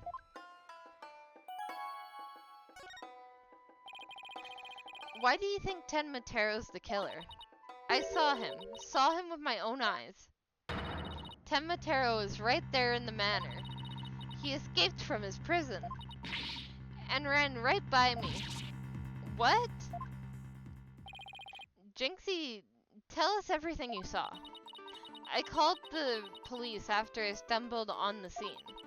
I was just about to head back to the festival grounds when I saw Tenmatero. I was right around here. He was running right at me. I was paralyzed with fear, but there was no one around to help me. The foul beast raced right by me toward the foyer. Toward the foyer? Mr. Filch and Mr. LaBelle were supposedly in the foyer at the time. That means they would have seen Tenmatero too. Sounds like we'd better get their statements. Considering Jinxie's mental state, her eyes could have been playing tricks on her. Apollo, remember the picture in this paper? Someone caught Tenmatero flying through the air. I wonder if it's the same Tenmatero Jinxie says she saw. Don't be ridiculous. Tenmatero is the killer, and he can fly too.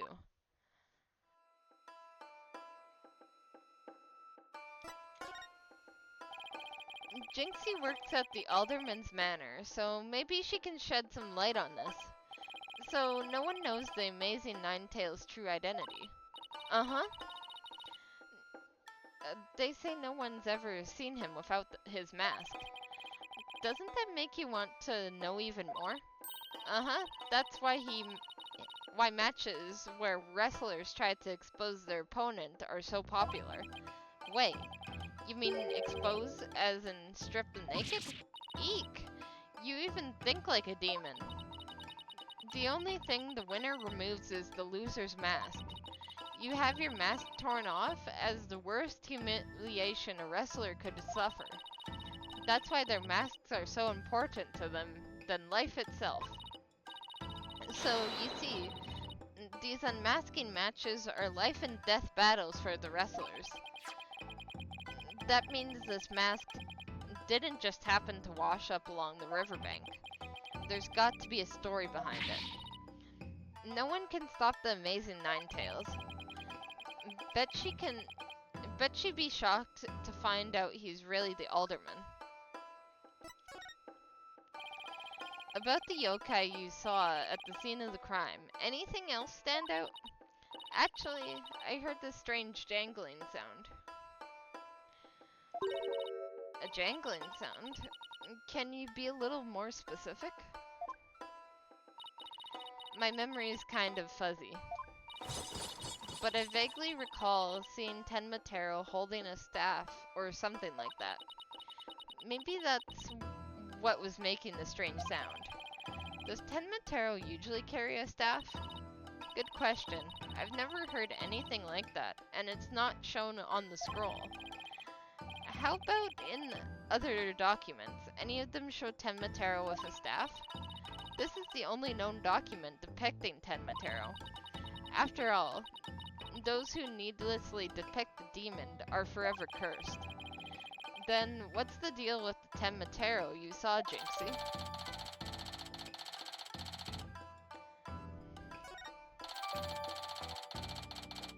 Statement.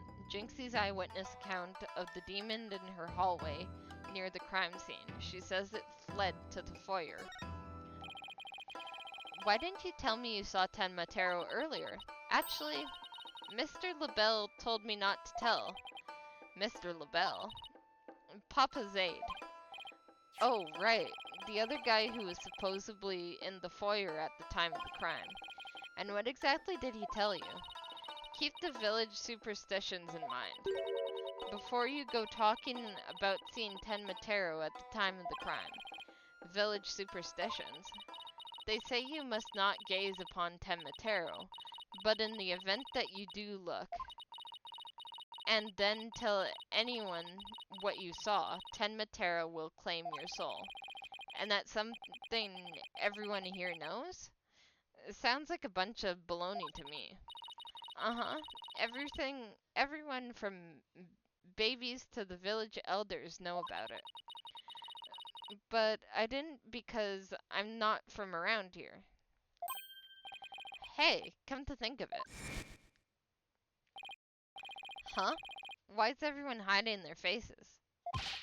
Hey, you mustn't stare at Tenmatero like that. Lower your eyes. He'll steal your soul if you're not careful. Huh? Steal my soul? Seriously? The guy at the special event thing said almost the exact same thing. Apollo, do you think this LaBelle guy actually believes in Tenmatero? I seriously doubt it. He's not even from Ninetails Vale. Then, why would he try to keep Jinxie from talking? Good question.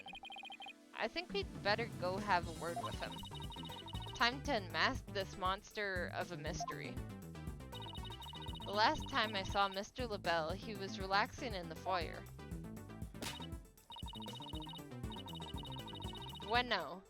Let's next stop the mayor foyer. With any luck, he'd be there waiting for us.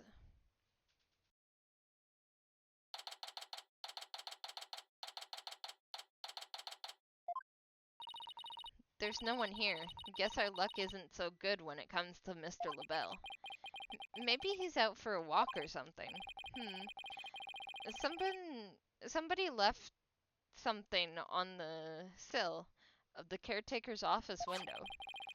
Oh, it's a TV program guide.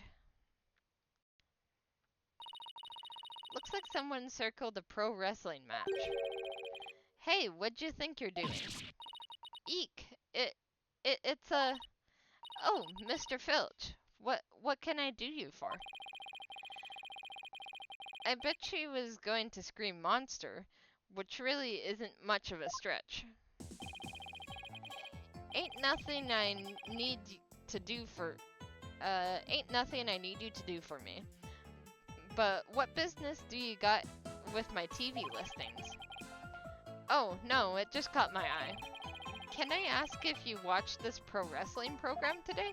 Yep, 'twas a match between a couple of O-rank amateurs, though. It was a complete disaster. I reckon even I could have done better than that. I seriously doubt that. Filch's TV program guide. The afternoon wrestling match was a total disaster. Almost forgot. There's something I wanted to ask him.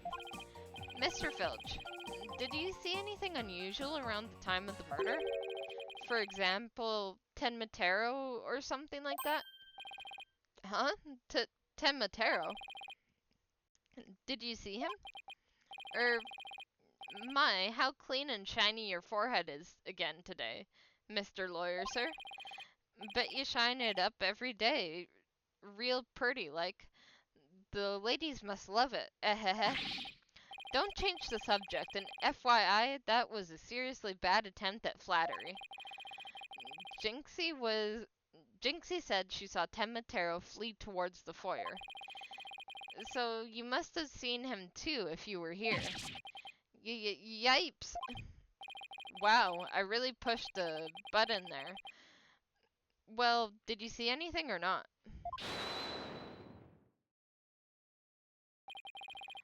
That is quite enough. I must ask that you not pester my friend anymore. Yipes, forgive me for being pestered, sir. And you are? I am Florent LaBelle. Beau Divine, the personnel aide to the Mayor Damien Tenma. Beau Divine? More like yokai grotesque. This place is crawling with monsters. Oh, excuse you. Ack. What the heck was that for? Ah ha ha ha. It was just a little cologne. You had a look of stinky sweat about you. It's from my own original brand of cosmetics, called Je suis LaBelle. Sniff, sniff, sniff. Oh, what a heavenly scent. Ugh, I think you just paralyzed my olfactory receptors. Ah ha ha ha ha. I suppose such a scent would be difficult for a peasant to appreciate. I'll have you know that a brand number 5, bonjour. is my way of introducing myself. Enjoy. Where's my bottle of Adieu, so I can return the favor? Enough about the cologne. Please tell us what you saw around the time of the murder.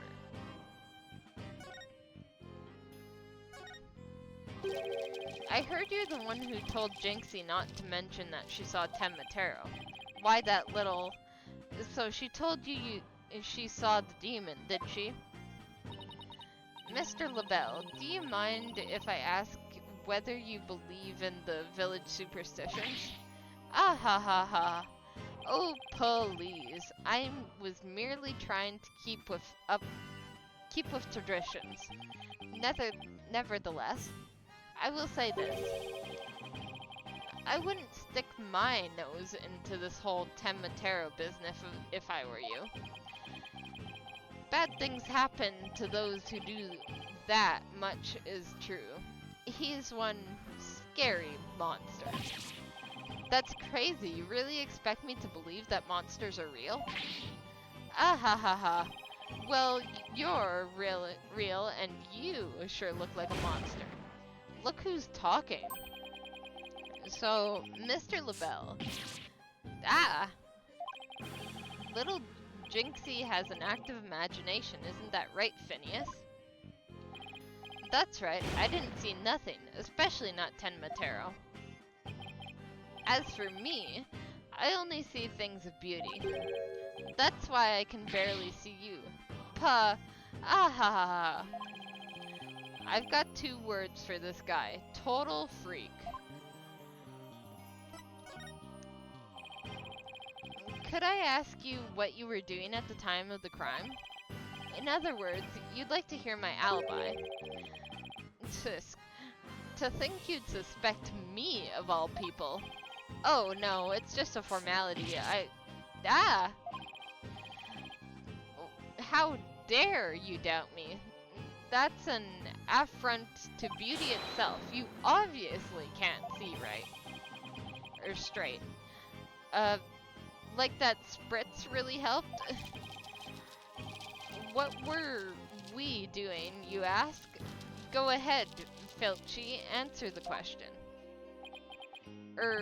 At the time of the crime, we were, in this here foyer. Exactly. Good answer, Filchy. Good answer. You've said quite enough. What did he say? Just repeating what you told. Youch. Uh-huh. What is with these two? Great, now he's got me talking like that. Are you quite through here? I am very busy, man, you know. Right. Well, thanks for your help. So, these 2 were in the foyer, but didn't see Ten Matero. Come along, Filchy. Where are we going? Oh right, gotta practice them statements for tomorrow. Yipes! My eyes! You're going to dig your own grave with that big mouth of yours someday. What does he mean, practice statements? Now if you would excuse me, it's time to touch up my makeup. Apollo, I know this sounds strange, but Mr. LaBelle seems unusually preoccupied with Ten Matero. Really? How can you tell? Well, it's kind of hard to explain. You see, I can read people's emotions from the tone of their voice. You mean you have good ears? Something like that. People's emotions are expressed in the tone of their voice. And my ears can pick up on even the subtlest of tones for some reason. That's an interesting skill, but what do you mean he's preoccupied with Ten Matero? I'm not exactly sure, but it was like he was. Obsessed with the thought of Ten Matero. That's what I picked up from his voice anyway. Everywhere we turn, it's Ten Matero this, Ten Matero that. We should go talk to the mayor too. Sounds like a plan. We need to get to the bottom of that rumor about him wanting to release Tenmatero. Alright, back at the detention center. Is something wrong, Apollo? Where did your enthusiasm go? What am I doing asking the mayor if he has ever thought about releasing Tenmatero? At best, he'll think I'm an idiot. At worst, ugh. Oh, he's here.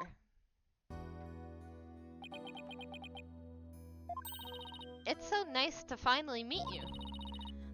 I'm Mr. Justice Partner, Athena Sykes.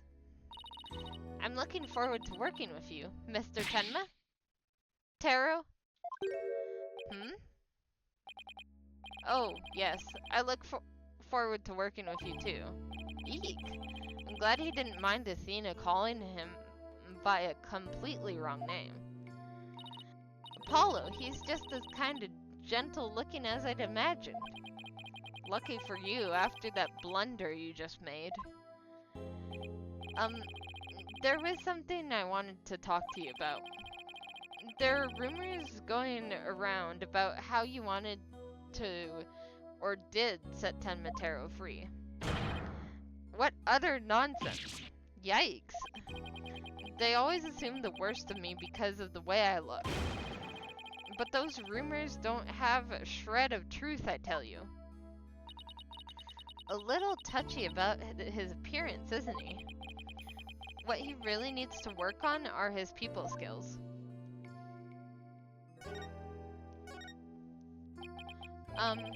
So rumor has it that you want to push the merger through in order to release Tenmatero.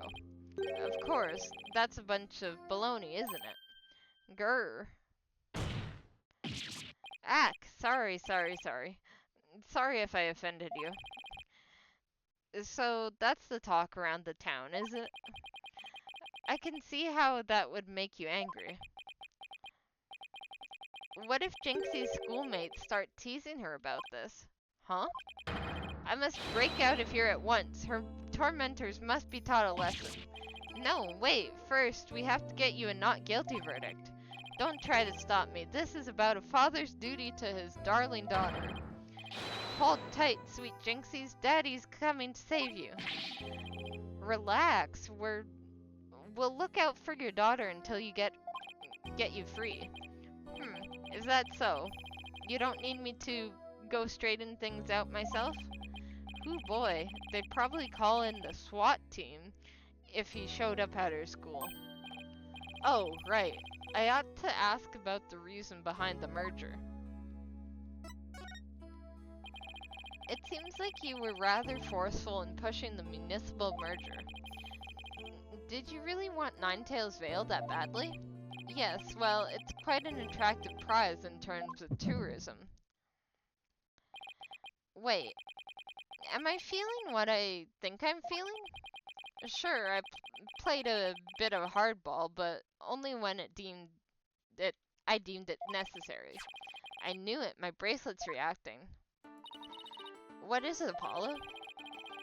Mayor Tenma might not be telling the whole truth. Really? How can you tell? People invariably tense up when they lie. That's when my bracelet here comes in. I can sense when the person I'm talking to is feeling tense, because it begins to feel tight around on my arms. No way! You can do that? Wait, so you believe me? Just like that? Sure, one of us has our own special gifts. Each of us. Oh yeah, Athena has a gift too, her special sense of hearing. Still, what do you think the mayor is lying about? I don't know, but it's our job to find out. It's been a while since my bracelet last reacted like this. It's time to see if I still remember how to do this. First, I touch my bracelet with R. Right, now let's give it a whirl. Alright.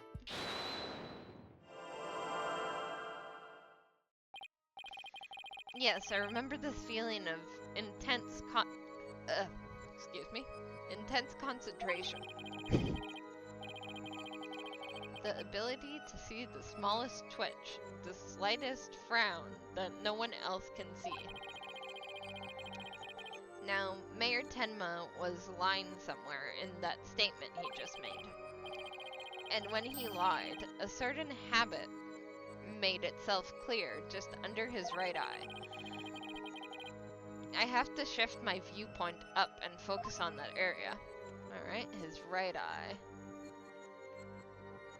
Ah. Alright, I've got him now. His nervous tell should appear when he's trying to pull the wool over my eyes. I've got to pore over every word he says and wait for it to appear. And when it does, I'll perceive, it. Yes, well, it's quite an attractive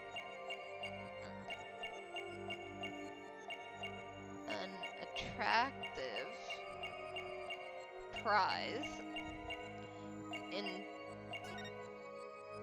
Gotcha! There it is. Mr. Mayor, please, you can trust us with the truth. The truth? I don't understand. When you mentioned tourism, the bottom of your right eye started twitching. What nonsense is this? So what if I did? Please, tell us more about your merger bid. What more is there to tell? Why were you really seeking to merge with Ninetails Vale? I already told you. Tourism. The monster craze really revitalized the village, making it quite the prize. You really don't trust us, do you?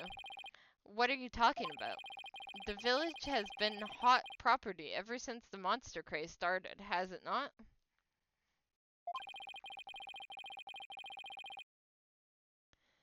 I think you've yet to realize that what you're saying contradicts the facts. You say the monster craze really revitalized Ninetails Vale, so... You felt it would be a attractive prize for its tourism, but that would contradict this.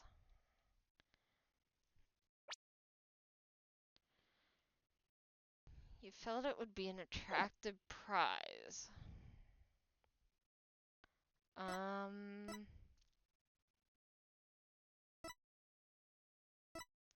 Well, it would be like anything to do with Tenma, wouldn't it? Like, here. Let me see.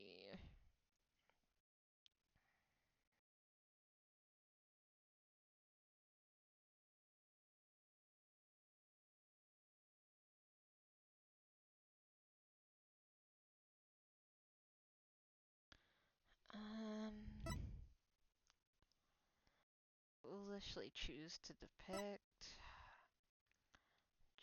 charm, the flower, special edition paper,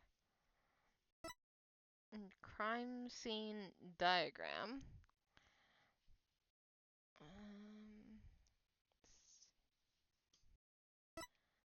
Foyer diagram, fox and demon statue.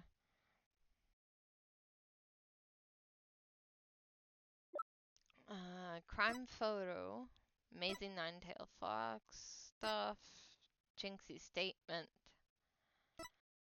and then the TV listings.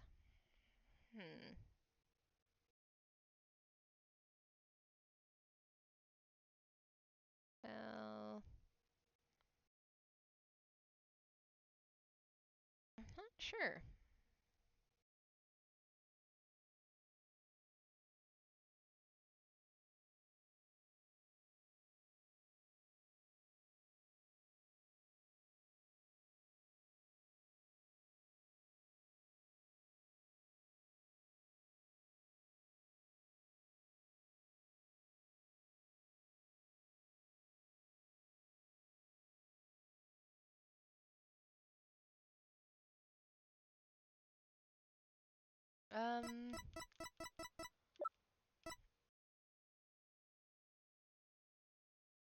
Let's try that. This evidence proves that you're not entirely truthful with us. So, sorry. I take it all back. Oh, forgive me. There was a fly that was driving me crazy. It's If that's how he deals with flies, I'd hate to see him when he's really angry. So, you think I'm not being entirely truthful? Yes. Yes, sir. This guy is seriously scary. I think you've yet to realize that what you're saying contradicts the facts. You say Ninetales Vale is booming thanks to the monster craze, so you felt it would be an attractive prize for its tourism, but that would contradict this. Um,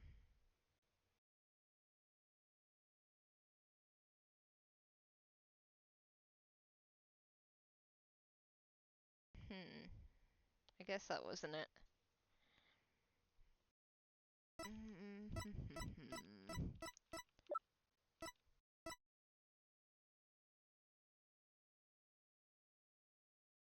Ninetales from becoming a ghost town. Attractive prize for its tourism.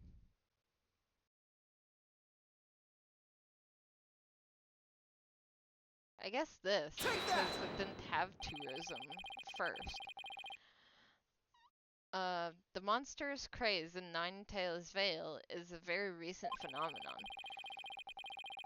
It was sparked when the amazing Ninetales rose up against the municipal merger. The village was practically a ghost town before then. Ugh. So you see, it couldn't have possibly been. Uh, Sorry, I'll start again. So you see, you couldn't have possibly seen it as an attractive prize for its tourism. What's the real reason behind your push to merge Tenma Town with Ninetales Vale, huh? Well, uh, uh, uh, uh...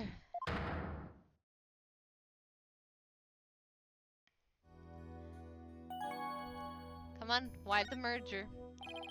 Are you ready to tell me the truth now? Honestly, I never wanted to pursue the merger in the first place. But I had no choice if I wanted to protect my darling little Jinxie. Protect her from what? I received a threat. It said either I go through with the merger or my Jinxie dies. What? How awful! Who would do such a thing? I don't know. But whoever blackmailed me must be connected to the murder. That sounds pretty, yeah, that sounds about right. Wait, so you think the blackmailer and the killer could be one of the same? Alderman QB was immensely popular, so you have to ask, who would want him dead? The blackmailer who wanted the merger at all costs had all the motive in the world. But why go from blackmail to murder? The merger protests won't disappear just because the alderman was killed. Ah, could it be? What if there was another reason for the murder? Like what? Maybe the blackmailer discovered Alderman QB's secret identity, and his secret identity was a threat to the blackmailer's merger scheme. What do secret identities have to do with anything, Apollo? I have evidence revealing the Alderman's secret identity. Maybe it's time to use it. Ah, I see. It's the mask, because it has the white hair inside. Mayor Tenma, please take a look at this if you would. That's the amazing Ninetales mask. What is the meaning of this? This mask is almost definitely at the crime scene. And there was some white hair inside. White hair, you say. There was but one person with white hair in the manor that day. What are you saying? You know which man I'm talking about, right? I'm talking about Rex QB, the amazing Ninetales himself. No way! The Alderman was impossible. Wait, come to think of it, Alderman QB was a former pro wrestler.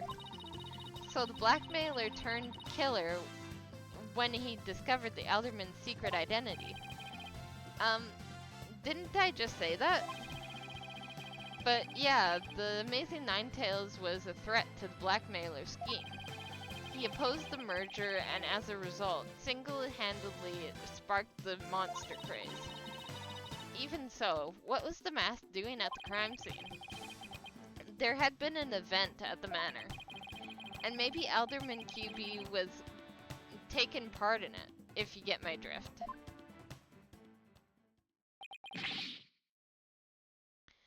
This is absurd. Mr. Mayor, do you have proof of the threat that was made against you? Yes, a blackmail letter. Unfortunately, it disappeared after the murder. I'd been carrying it around in my briefcase, and now it suddenly vanished. The blackmailer must have taken it with them after they killed the alderman. Well, at least we've clearly established the killer's motive. Mayor Tenma, visiting hours are over. It would appear this meeting is adjourned. Apollo, do you really think the Tenma Tarot that Jinxie saw was the killer? I don't know, but all I know is there is no such thing as monsters. What about that newspaper article? Could the killer have purposely freed Tenma Tarot to do their dirty work? Oh, come on, there wasn't any Tenma Tarot to release in the first place. But the only suspects the police have right now are the mayor and a yokai. We'll probably be arguing whether there was a yokai involved in court tomorrow. I can already see that look of disbelief on the judge's face. Apollo, are you alright? I'm fine. I'll think of something. I'd better because I can't very well say a flying demon was the killer. At this point, the only thing I know for sure is tomorrow is going to be one doozy of a trial. That's for sure.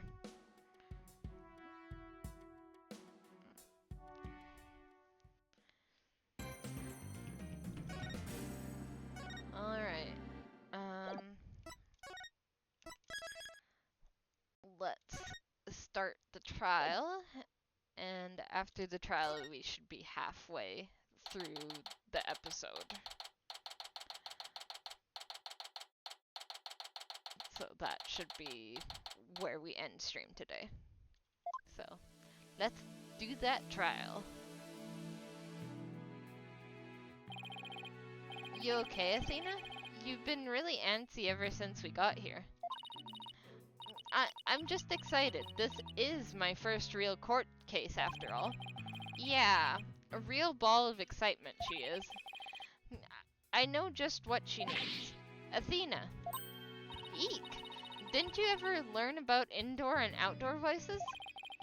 I'm just trying to show you the best way to relieve the pre-trial jitters. By scaring the daylights out of me? No, I find that shouting, "I'm fine," in a loud voice really relieves stress. It's part of my Chords of Steel voice workout, and a must before every trial. You want me to shout? Here? That's right, here. I'll go first, then you try. I'm Apollo Justice, and I'm fine. Alright, I'm Athena Sykes. And I'm fine.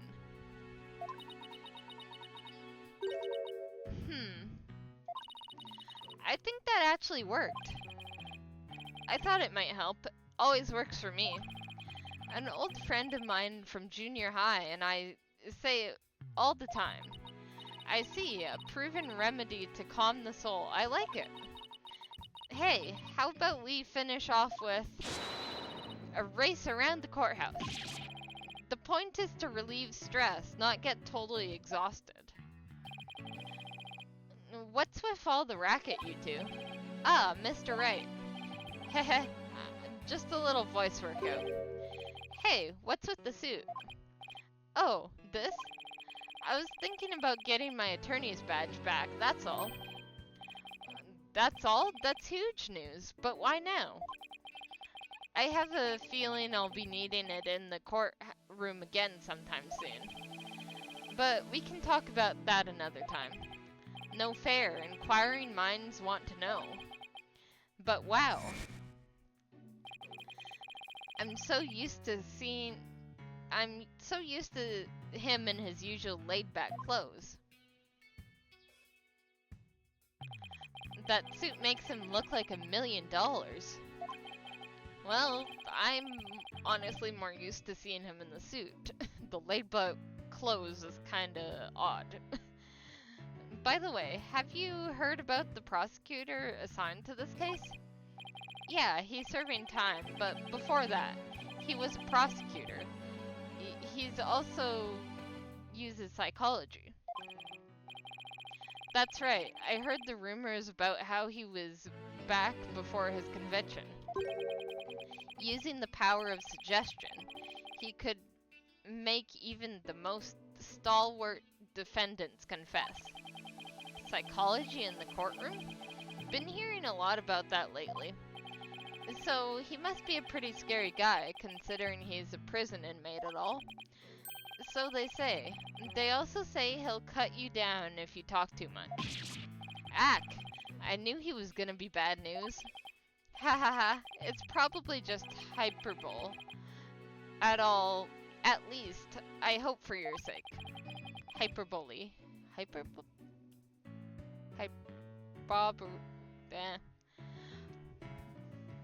Anyway, wait, so is that true or not?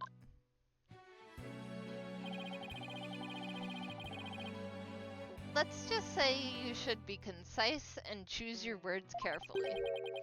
If you'd like to keep that head of yours attached to the rest of your body, that is. Yikes. Better tone down my cords of steel, too. So, are you all ready? It might be a good idea to check the court record again before stepping into the ring. Right, Mr. Wright, but I'm fine. I'll be watching from the gallery. Good luck. Thanks.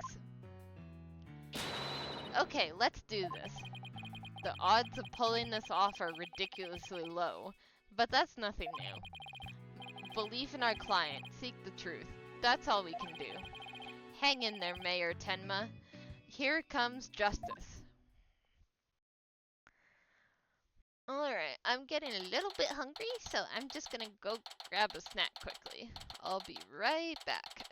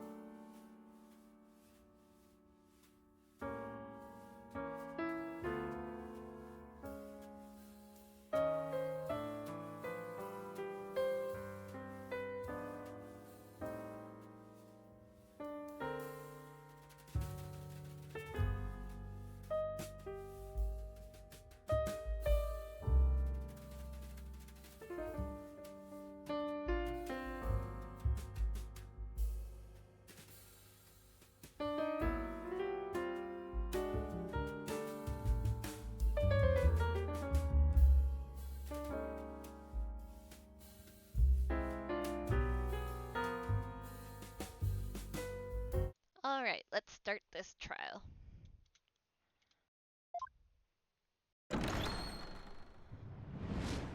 Day 1. Court is now in session. All rise.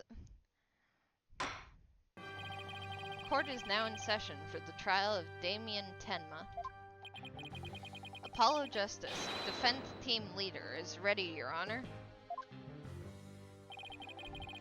I know that big booming voice anywhere, as chipper as ever, eh, Mr. Justice? But who is the young lady next to you? I'm Athena Sykes, Mr. Justice's junior partner, and fresh out of law school. Well now, full of beans too, eh? Excellent. an old man feel young again. Now for the prosecution.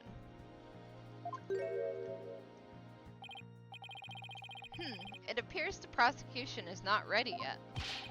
Never fear, I shall explain. It's just a minor procedural complication, Your Honor. A procedural complication? You mean he can't be a prosecutor because he's a criminal, right? The prosecutor for this case is being escorted from prison as we speak. He's literally in prison right now. How is this allowed? Prison?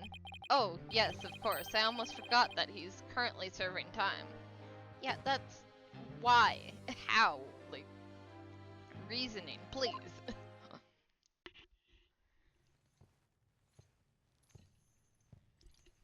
Yup, Prosecutor Blackwell's an inmate.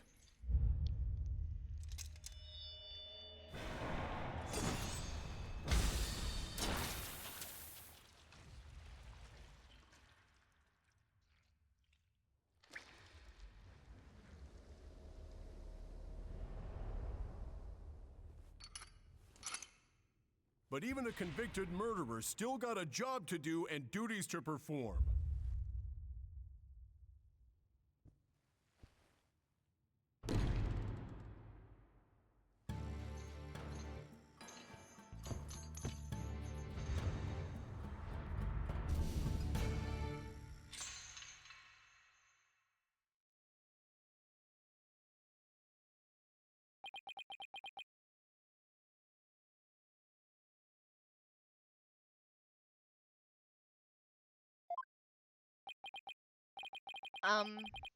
Who's that with his back to us over there? Black... Haven't you been listening, Apollo? That's him, I'm sure of it. Prosecutor Blackwell. Well, obviously I haven't been listening too well because I called him Blackwell instead of Blackwell. I don't know. Ahem, is the prosecution ready?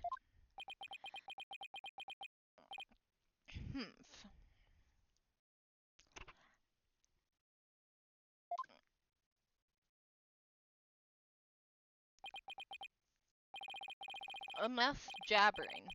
Get on with it already. Ah, of course, forgive me. Ugh, why are all the people related to this case so scary? Very well, Professor Blackwell, you... Ah, what's the matter? Must we continue to fritter away time like this? It is all right there in the indictment of opening statement would be pointless. Oh, an opening statement would be pointless. I just realized his gigantic ponytail. It's a interesting haircut you got there. Pointless. Oh, well. Looks like the cat, or in this case, the prosecutor, has the judge's tongue. But we need an opening statement as an overview of the case at hand. Well then, your baldness. If it's so very important, why don't you do the honors? Who? Me? Yeah, maybe don't call him bald. There's a term for people who whine and fuss about how they need silly, useless things. And then decide they no longer want them once it's theirs. A selfish old fool. Huh? Wait, was that the prosecution's opening statement? I guess. Old dotards such as you are a plague upon the young. A pity your old grandchildren, or is it great-grandchildren?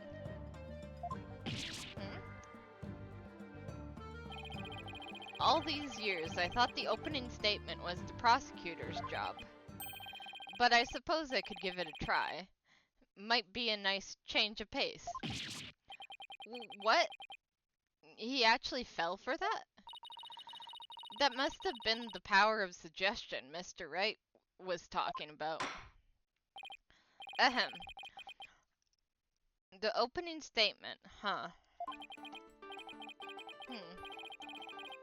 Let's see here. The victim was one Rex Cuby, alderman of the Nine Tails Vale. And the defendant, Damien Tenma, mayor of Tenma Town, is accused of his murder.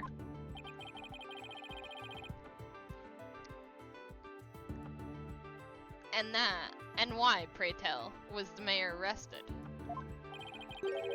His prints were on the murder weapon. Plus, he had a motive.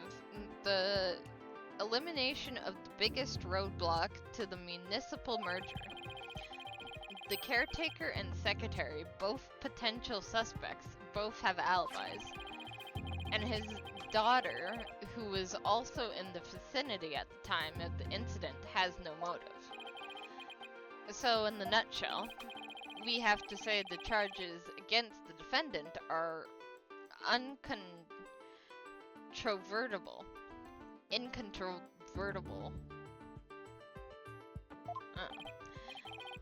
Bravo, your baldness. Your years of experience shine bright like your head. Ho ho ho, flattery will get you everywhere. He's plain Simon Says with the judge. Well, his name is Simon. Moving right along, let's hear from our first witness for today, Detective Fulbright. Witness, please state your name and occupation. I am the detective assigned to this case, Bobby Fulbright. Oh, and I'll also be keeping tabs on old Blackquill here. That's, kinda concerning. I also heard you would provide protection if it ever came to that.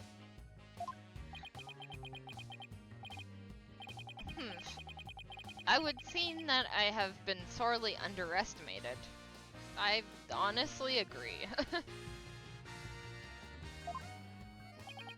Wait, who's protecting who from what? Still, I truly believe anyone... Fool, Bright. Save your platitudes for funerals. Get on with your statement. Ha ha ha. That's the spirit. Justice must be swift and true. I see it in your eyes. There is hope for your rehabilitation and return to society. I will never give up on you. Prosecutor Blackquill doesn't seem to intimidate Detective Fulbright. Well, you know what they say, ignorance is bliss. Oh, so that's why Detective Fulbright was assigned to Blackquill. He's so oblivious. Maybe.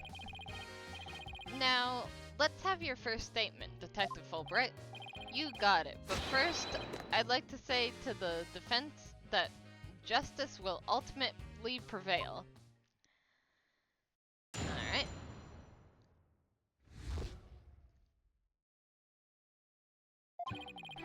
Alderman QB was murdered with a spear that had been on the wall.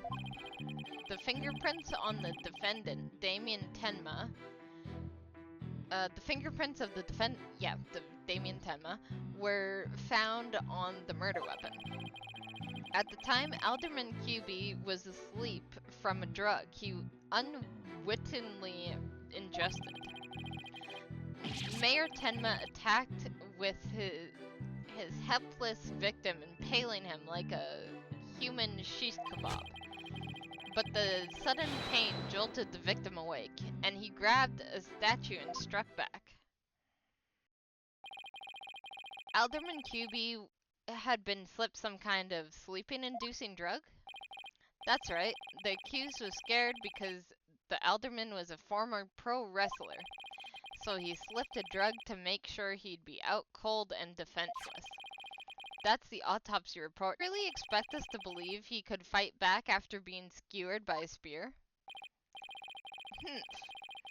Never heard of the incredible feats of which man is capable of in a pinch, have you?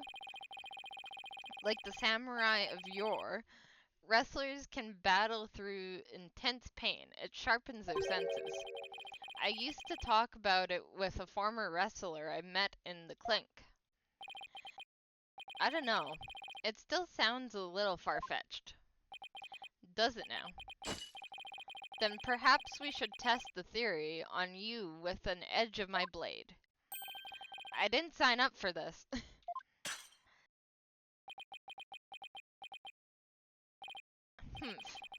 And so your life is spared, for now. Please let those shackles be made of titanium. I don't want to die. Haha, my investigations are so thorough as they are foolproof, or my name isn't Fulbright. I vow to resign immediately if I ever make a false arrest. The accused prints were on the weapon, and he's the one person without an alibi. Quite decisive evidence, wouldn't you agree, your boldness? The defense is sounding guiltier by the minute. He has the judge leaning towards a guilty verdict, and the trial's just barely begun. What's more, a curious rumor about the accused is making the rounds. They say he seeks the merger for the purpose of freeing Ten Matero from his prison.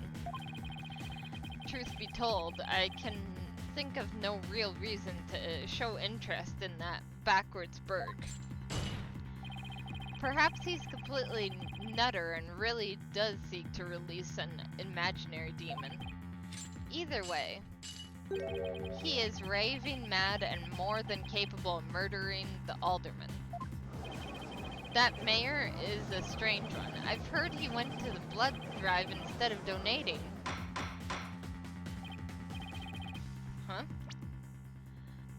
The mayor is a strange one, alright. Heard he went to a blood drive and instead of donating, he tried to make a withdrawal. Order, there will be no gossiping in my court.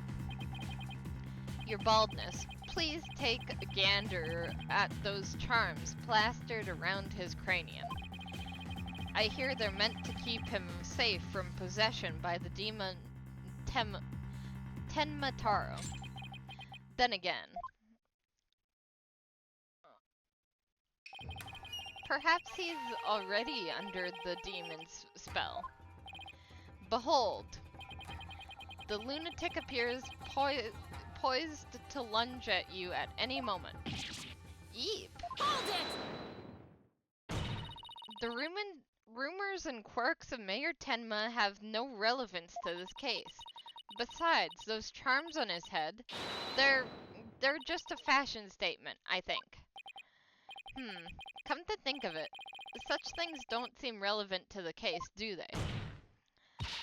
The prosecution will refrain from dragging our client's reputation through the mud. Oh, what a dreadful, fearsome lass we have here. Phew, thanks for the lifeline, Athena. Careful, Apollo, he has the judge dancing in the palm of his hand. The power of suggestion is one of the more powerful tools in Simon Blackwell's arsenal. He's trying to manipulate everyone's impressions to suit his objectives. This guy really is bad news. In any case, it seems the victim did manage to defend himself despite being impaled. What sort of weapon did he use against his attacker? None other than the statue right here. It appears to be a statue of two strange creatures locking in battle. Two yokai to be exact. On one side is the nine-tailed fox and the other Tenmatero. Quite interesting if you think of it. It's as though This very case was rendered in art. Alright. The weapon used to bludgeon the mayor's blood was found on it, but no prints could be lifted. Mr. Justice, you may proceed with your cross-examination. Alright. What to do first?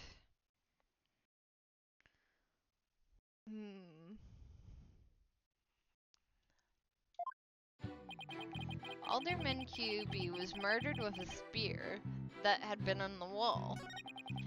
The fingerprints on the defendant's Damien Tema were found on the murder weapon.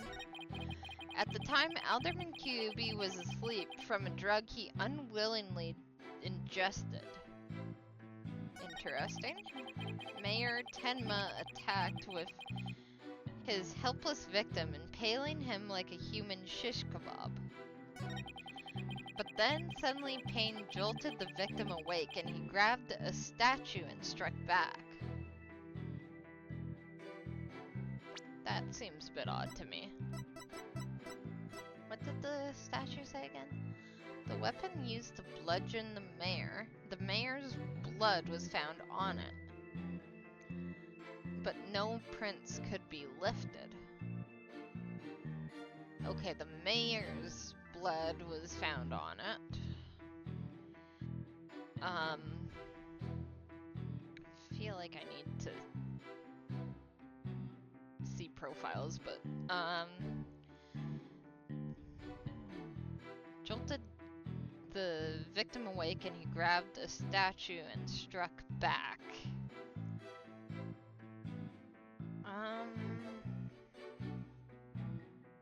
Mayor's blood was found, but no prints. Objection! Did the alderman really strike the mayor? What? Are you questioning my sense of justice? Your so-called justice needs to find itself a pair of legs to stand on. You claim the alderman struck back after the mayor put a spear through him. But the statue is supposedly used to defend himself, creates a major hole in your theory. It would appear that the defense has a counter-argument. Very well, let's hear what the defense thinks is odd about the detective's statue theory. There are no fingerprints. What were the other things? QB fought unarmed, or it's not broken. Yeah, no, there are no fingerprints. There are no fingerprints on the supposedly crucial piece of evidence. And if you look at the crime scene photo, you'll notice that Alderman isn't wearing gloves. Yes, I believe he is quite gloveless indeed. If he touched the statue with his bare hands, he should have left some fingerprints. Detective Fulbright, you did take that into account during your investigation, didn't you? Yeah, this can't be happening. Did I arrest the wrong man? You did it, Apollo. You knocked Detective Fulbright off his high horse. Well, it's just 1 point in our favor. Who do you suppose clubbed the mayor if it wasn't the alderman? Well, if it wasn't the alderman, that means somebody else must have clubbed the mayor. You mean there was a third party there in the Fox chamber? Exactly, and this could be the big break we've been looking for. There does seem to be a hole in the prosecution's argument. Prosecutor Blackquill, will you care to respond to the defense's assertion? The least you could do is look at me while being dismissive. Your mind is as dull as an unhoned blade, Justice Dono. Justice Dono? He's been watching too many samurai flicks. It will take far more than just to cut down Simon Blackwell. Oh, than that, yeah. A whelp such as you has no hope against my superior swordsmanship. This is a trial, not a sword fight, Prosecutor Blackwell. This is a perfectly good explanation for the lack of prints on the statue. You might recall that blood-stained cloth found at the scene of the crime. Well, it just so happens that the blood was the mayor's. So, what are you getting at? Tone your mind, boy. Why was there blood on that cloth? Solve that riddle and you shall see that the hole you thought you found is but an illusion. Now let's see, how was that cloth used? Was it used? By Kyuubi as a head covering? Definitely not. To wipe up blood? To wrap the yeah. I think that's what he's hinting to. Maybe the alderman wrapped the statue in the cloth. In short, he wasn't touching the statue directly when he used it to strike back the neighbor. The mayor. Precisely. Bully for you, boy. Aw, it was nothing. Apollo, don't let him start manipulating you too. You just closed the hole for the prosecution. I did. I did. Right. That a statue wrapped in cloth would leave no fingerprints is as plain as day. But this also proves there are no holes in our theory of the alderman striking back. Oops.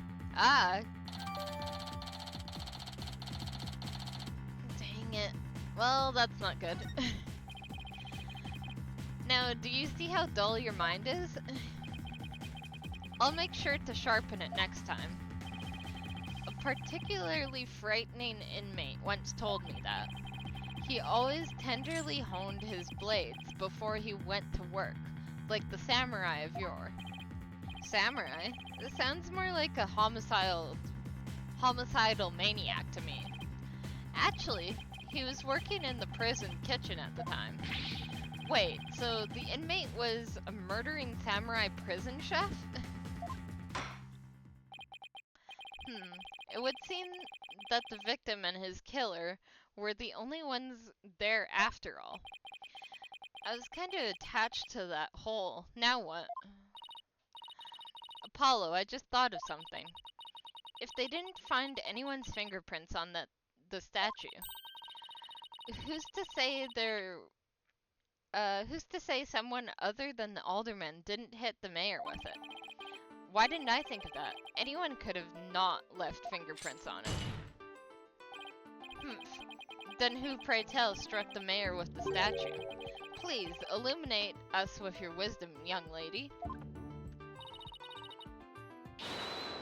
There is only one answer. The real killer. Prove the existence of this real killer, then. What evidence have you? I'll give you evidence, all right. Athena, are you sure about this? To borrow your words, Apollo, I'm fine. Take a look at this. Black feathers and tracks, allegedly from a yokai, were found at the scene. I believe they're from the third party who struck the mayor with that statue. Is the defense actually suggesting some sort of monster killed that alderman?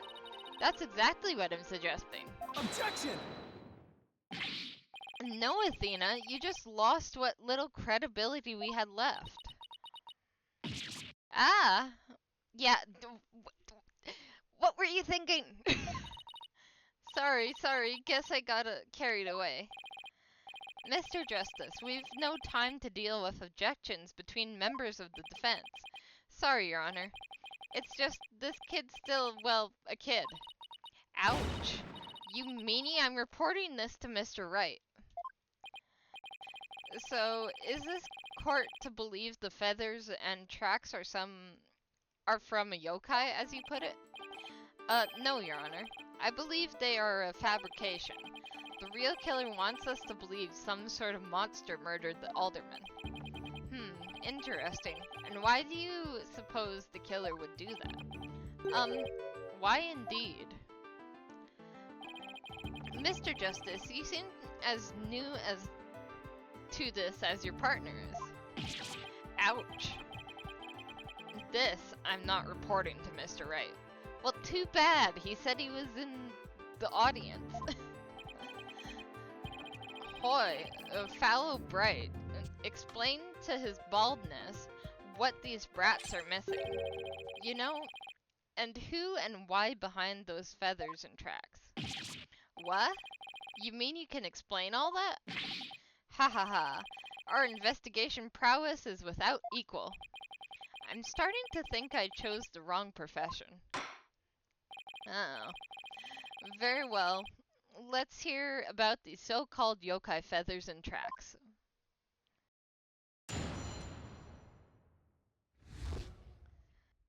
Feathers and tracks. This entire case centers on one man attempt to crush opposition to the municipal merger. And just a moment.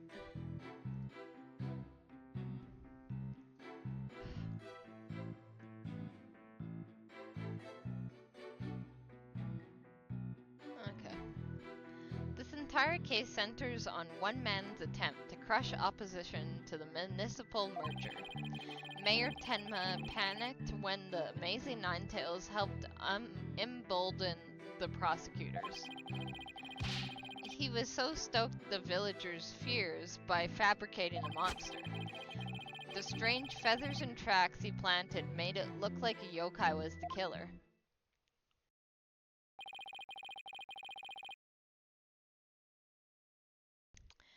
Those feathers and tracks stoked the villagers' fears. Absolutely, he knew exactly how to prey on their superstitious minds. Those feathers only gave weight to the idea that the alderman was slayed by a demon. The accursed demon Tenma Taro, that is. Tenma who? Tenma Taro, the legendary demon locked away in the village's forbidden chamber. From a young age, the villagers were taught to fear the great black feathered demon, and thus were they blinded to other, more plausible explanations. Hold on for a second, before we start getting our imaginations run wild. Isn't there someone else that could be considered a suspect? Mr. Justice, please explain yourself. On the day of the incident, there was a special event held at QB Manor. And as part of this event, there was someone dressed as the likeness of Tenma Taro. Obviously, this person is much more likely suspect than any legendary Objection! demon.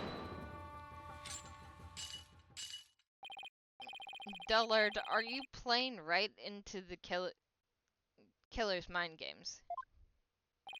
What? Listen here. The feathers and tracks were merely red herrings. The villagers believed the murder had to be the work of the real Tenma Taro. However, the police believe that the person in the Tenma Taro suit is the killer. Ah? The defendant sought to sow this confusion in order to deflect blame away from himself. However, he was knocked unconscious by the alderman, and thus our mentally deficient mayor was caught red-handed at the scene of the crime. Do you honestly believe Mayor Tenma would do something so stupid? The evidence speaks for itself. Fool, Bright. Right. It was the mayor's last-ditch effort to stop the opposition before things got crazy. The Amazing Ninetales was fueled both the yokai craze and the anti-merger movement. Plus, he's one of the better-known masked wrestlers and the hometown favorite. That's why the mayor panicked and set out on the path of the injustice. But do the people of Ninetails Valley, or Val, really believe a yokai is behind the crime? Yokai sightings are an everyday event there, so I wouldn't be surprised if they did. I must say, a crime that preys upon innocent, impressionable minds. Just so, a particular silver-tongued inmate once had the following words for me. The innocent of heart are the easiest to prey. You don't say. Was this inmate a con artist? No. He was framed for the murder of his beloved. I actually felt sorry for the poor chap. Wait, so he wasn't the predator, but rather the prey? Yes, well... Now then, the defense may proceed with their cross-examination. Alright. Let's see.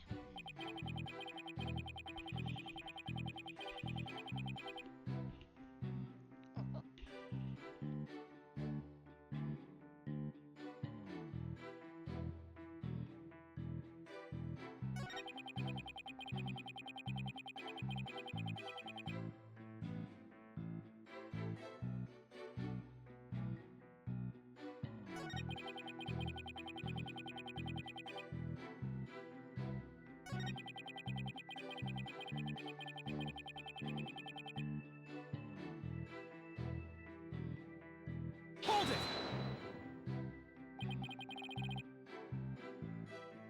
But it doesn't add up. If what you say is true, why top it off with murder? What do you mean? You claim that our client planted the yokai evidence to stoke the villagers' fears. If so, then why stop there? Why murder Alder Cuby? Excellent point. It is, isn't it? So, Your Honor agrees there was no reason for murder, correct? Objection! Perhaps the killing was on the spur at the moment. Spur of the moment. You're saying it wasn't premeditated? From the outset, I had no intention of paying heed to any of your babble. However, the fact is, the mayor made a startling discovery. A startling discovery? Why don't I like the sound of that? Alderman QB's secret identity. Oh no, that's what I was afraid of. Apollo. I think Prosecutor Blackquill has figured out the Alderman's secret identity. But even if he has, why would it be a motive for the mayor to commit murder? This is not good. This patch of fur was discovered at the crime scene. It's from the mask worn by the amazing Ninetails. Therefore, we can conclude that this mask was at the crime scene. Oh my, but why would it have been there? No!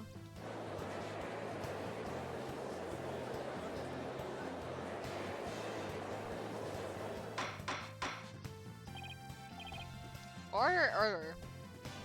Excuse me. Order. What a shocking development. A motive clearer than crystal clear. What do we do now, Apollo? It's almost like both of them were, like, treated the same. 'Cause it sounds like both of them got drugged. If you value your dearest life, you will merge Ninetails Vale with Tenma Town. This blackmail letter was found in Alderman QB's pocket. What? At present, the Alderman's wife is in the hospital. And that letter is clear evidence the mayor was blackmailing him by threatening her life. Wait, didn't the blackmail letter sent to Mayor Tenma go missing? Right after the alderman's murder? You think maybe the killer took the letter from the mayor after the murder? And planted it into the alderman's pocket? It's possible, but we don't have any proof that that's what happened. Talk about being up the creek without a paddle. Yeah, that's not good.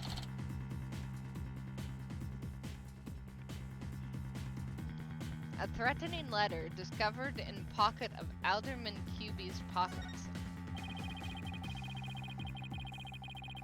Mayor Tenma would have made a clear getaway if he just left after planting the yokai things. Oh.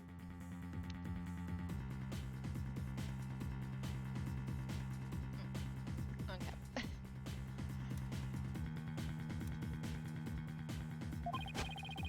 But he was knocked out cold by his sudden decision to kill the Amazing Ninetails. So it was the Amazing Ninetails counterattack that brought the entire crime to light. Wait a sec. Fulbright's claim that the mayor killed the alderman after planting the yokai evidence, and that the mayor was knocked out cold immediately after that. Detective Fulbright, please add your previous statement to your testimony. Mayor Tenma killed the sleeping alderman after planting the feathers and tracks. See, that doesn't make any sense. What proof do I have, though?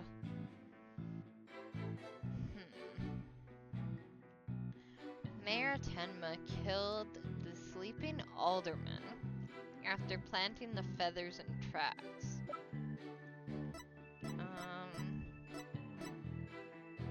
Oh, this should be proof enough, because well,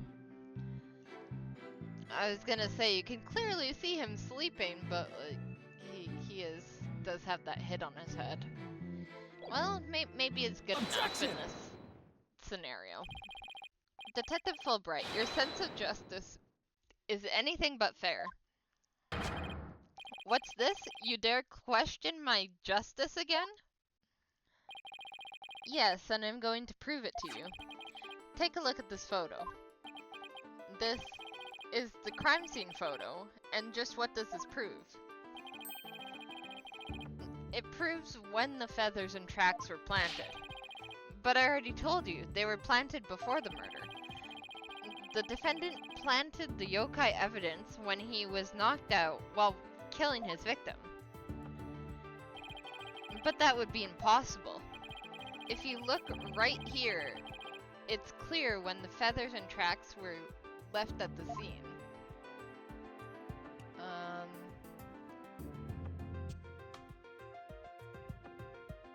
Oh, the bloody footprints, because there wasn't any blood.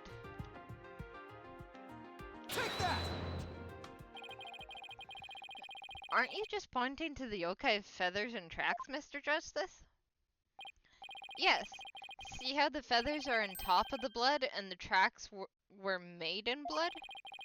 In other words, the yokai evidence would have only resulted after the murder. Then the mayor must have planted the evidence after killing the alderman. But you said it yourself, the mayor had been knocked unconscious thereafter. There would have been no time for him to plant any evidence at all there before. There must have been someone else besides the mayor and the alderman at the crime scene. There must be some mistake.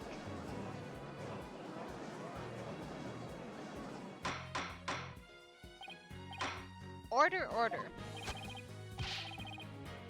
Where's your evidence? You can't possibly have any, can you?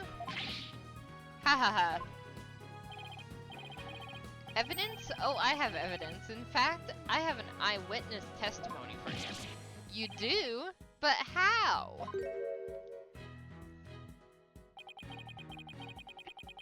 Was my vanted sense of justice really just half-baked?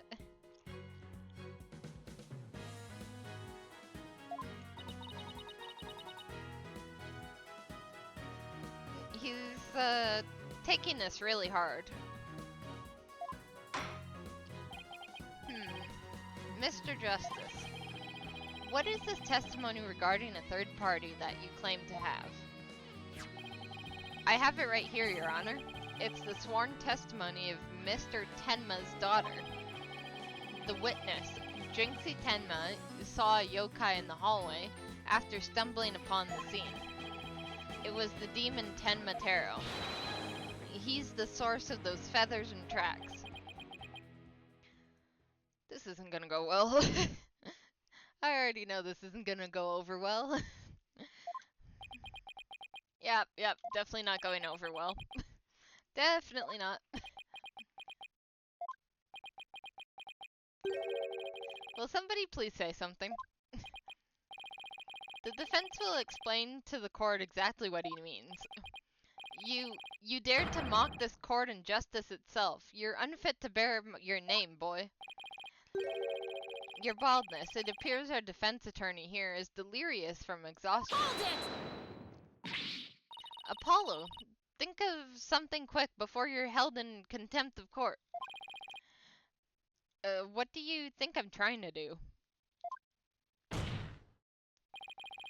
Before you decide whether I should step down, please hear me out. Very well, Mr. Justice. I'm all ears. But you better explain yourself well. What was this yokai you were talking about? It's all in the statement here. Jinxie Tenma asserts that she saw Tenma Taro. After she discovered the crime scene and called the police, she came around the corner in the hall. It was around here that she saw Tenma Taro fleeing towards the foyer. The defense asserts that whoever was impersonating this monster was the one who left those feathers and tracks behind, intentionally or otherwise. What? How credibly just? Why haven't I heard about this before? The defense just proved there was someone else, so the mayor isn't the killer. Was it set up the prosecutor is convicted a felon after all? Apollo, the moment was shifted in our favor. Good. Now let's keep it that way. Objection! I don't think it's gonna stay that way for long.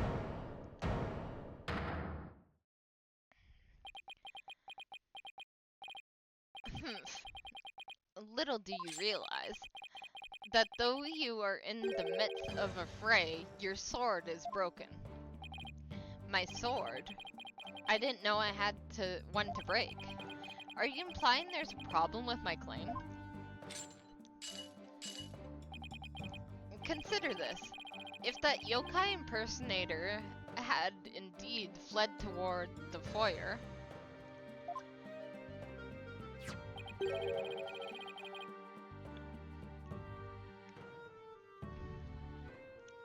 that fool and that fop would have seen him.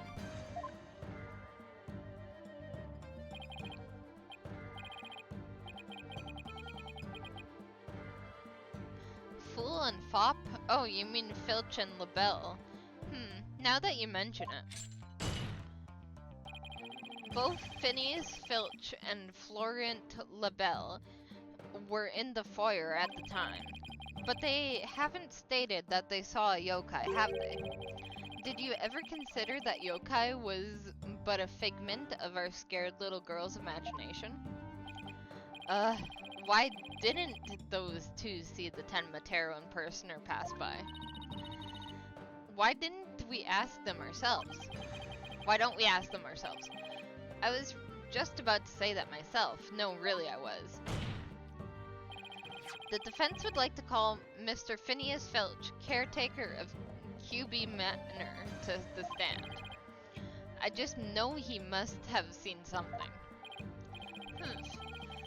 I suppose we can't ignore the fact that the little girl believes that she saw a monster.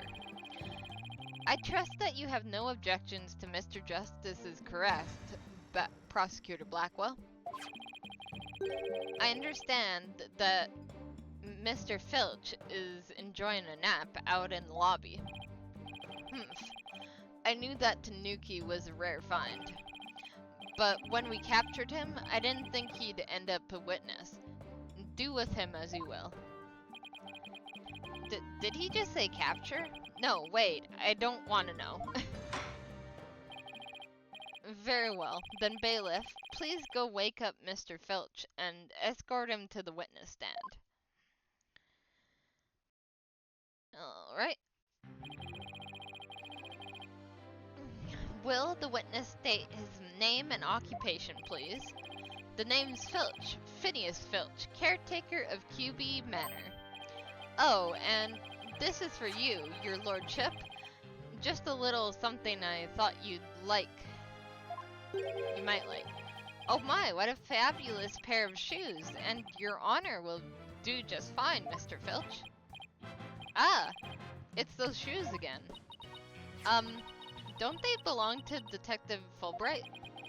Don't tell me Filch stole them again.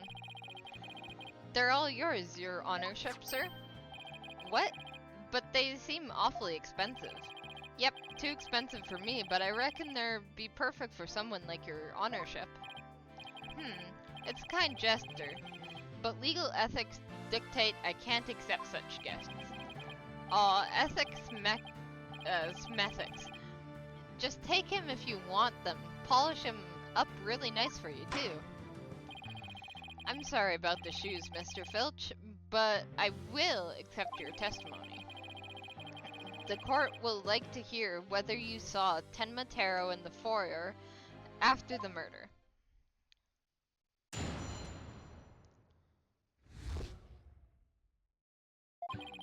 At the time of the murder, I was on guard duty in the foyer, just like Mr. QB asked.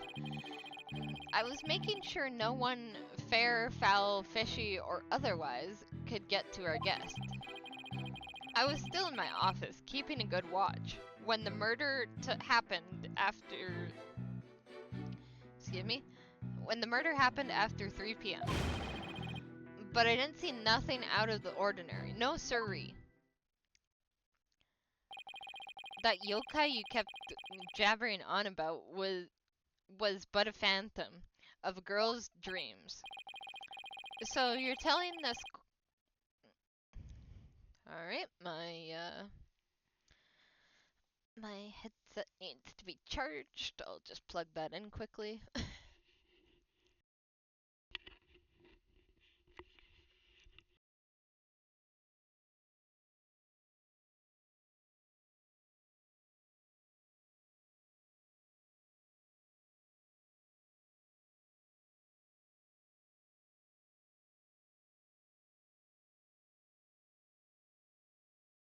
So you're telling this court you saw anyone dressed up like...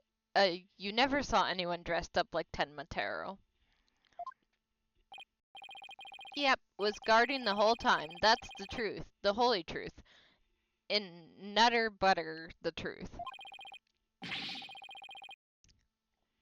And Tenma Taro? Bah. You don't really believe in all that yokai mumbo jumbo, do you? I certainly don't.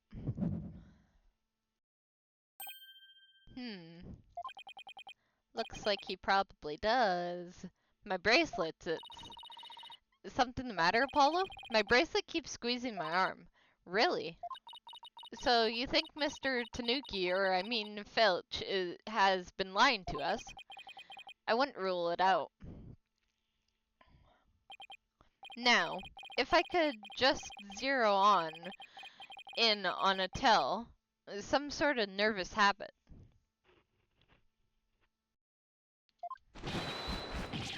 Screech, what the, why is there a falcon? Who let a bird in court? This is not the whole Polly Parrot as a testimony thing again. What's a hawk doing in here? Allow me to introduce my trusty cohort, Taka. He seems to have taken quite a liking to the courthouse, made it his new home, in fact. I don't think a hawk is supposed to be in a courthouse. He doesn't live with you, you know, in jail. Who's ever heard of a courthouse bird? Taka simply loathes trickery and fraud. And that queer power of yours seems to have offended my dear bosom buzzard. That isn't some sort of trick or... Ah!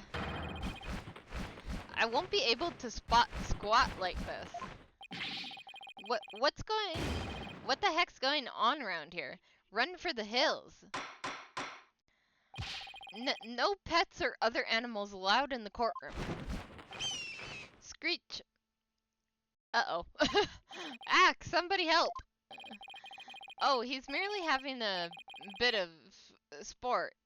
He won't harm you, save when truly famished. In that case, Prosecutor Blackquill, will you ensure your feathered friend here is properly fed? Looks like we have to do this the old-fashioned way. We'll be fine, I think. If there was someone dressed as Tematero here, Filch would have seen him. We'll just have to put our faith in Jinxie's statement for now. Mr. Justice, please proceed with your cross-examination. So he can't use the bracelet?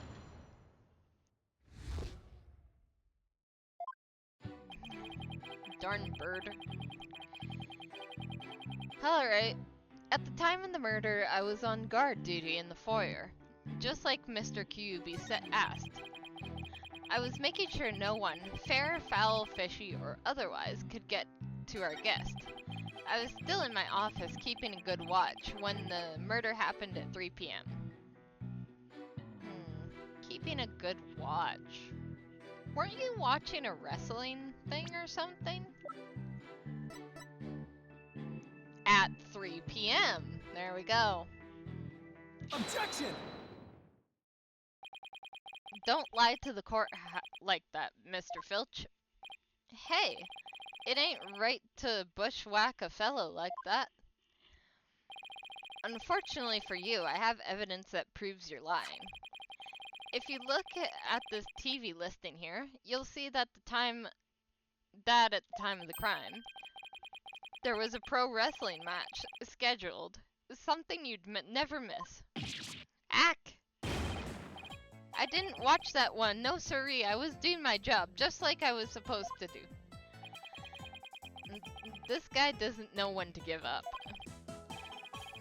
Mr. Filch, someone even circled the match. It was you, right? Yipes! Not only that, you even told me you watched it. You said, and I quote, "It was a complete disaster." Yeah. So do you admit it to slacking off? You can't trick me with your Rudy Poo lawyer talk. I'm one of them professional types too. I can do double duty, watching TV in the foyer at the same time. The only thing Filch can claim to be a professional of is a professional thief. Exactly. Mr. Justice, you would have this court believe the witness was slacking off. That's correct. He claims to have been watching TV in the foyer at the same time. But that's nothing but a bald-faced lie. Bald, you say, but I am not the only one who's lying. Perhaps you meant the witness, Mr. Justice. And in that case, let's see what evidence you can offer. You just... Okay. You claim Mr. Filch is lying about watching TV in the foyer simultaneously. Now prove it. Okay, well, let's look at the diagram. Yeah, the TV's in the corner. Take that! Please take a look at the direction the TV is facing in that diagram. Now, unless Mr. Filch has eyes where his right ear should be, I think it would be impossible to watch the foyer entrance and the TV at the same time. Why, yes, someone watching TV there couldn't possibly see the entrance. Exactly, and that means Mr. Filch, you were slacking off and were not watching the foyer as you claim. Yipes! The bag's out of the cat. I mean the other way around.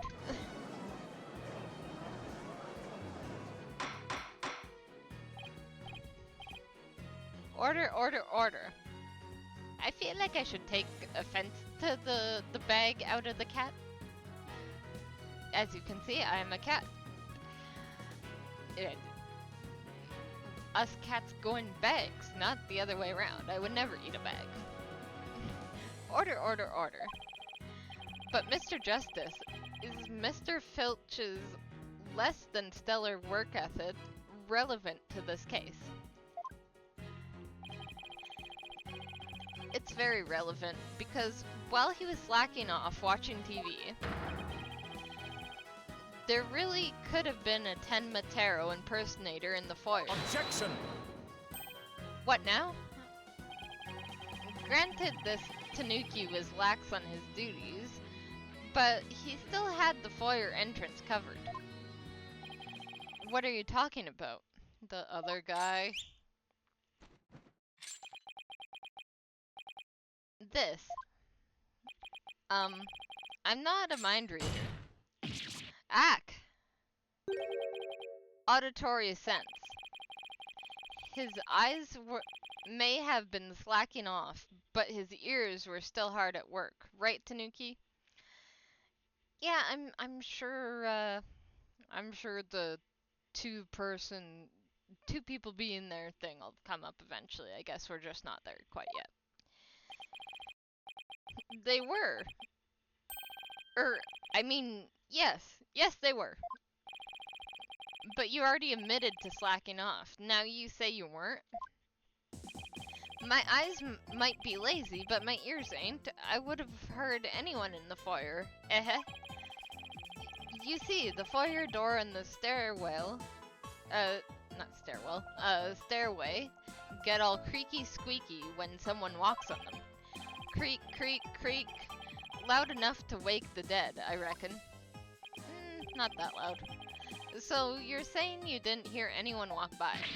Yep, my ears were working full time. So who's the liar now? You no good shyster? A lying thief calling me a shyster. This has to be the low point of my fledgling career. Gotta hand it to you, Mr. Blackquill, sir. You really are something else. I mean, you don't miss a thing. And them bags under your eyes, they're darker than mine. Fair warning, Mr. Filch. Taka is particularly fond of Tanuki.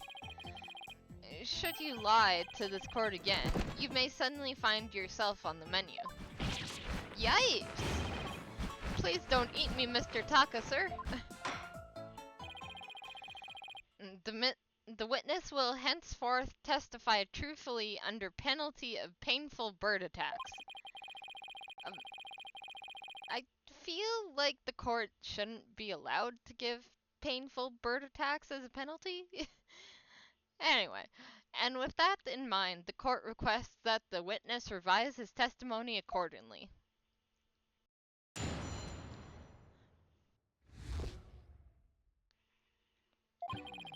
It's true, I was watching a pro wrestling match on the office TV.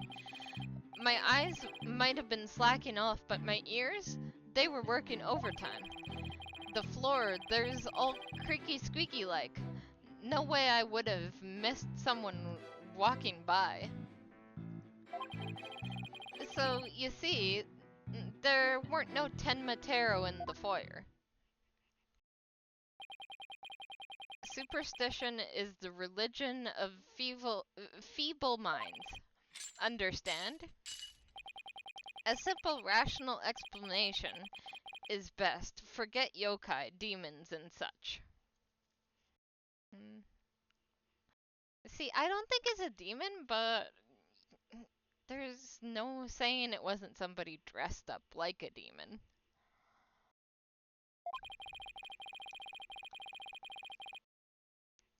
We must use common sense, for lacking that, our entire world would be upside down. Says the convict prosecutor, who is totally an totally a sign of the end times for the legal world. And besides, if there were any yokai roaming about, I'd nab him and sell him to the zoo. What? I don't know if the zoo would accept that. I wonder whether Jinxie was just seeing things. That seems to be a general consensus, but I'm sticking to my guns. And if we can't prove she saw Tenmatero, the mayor's sure to be convicted. Then we better hope my guns fire bullets, not BBs. The defense may cross-examine the witness.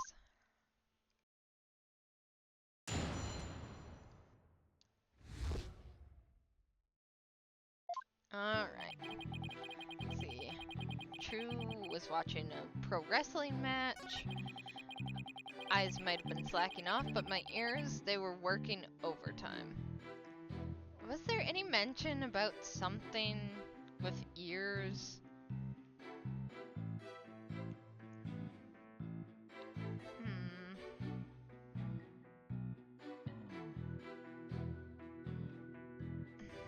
I don't know. Or sound or something like that. The floor, there's all creaky squeaky like.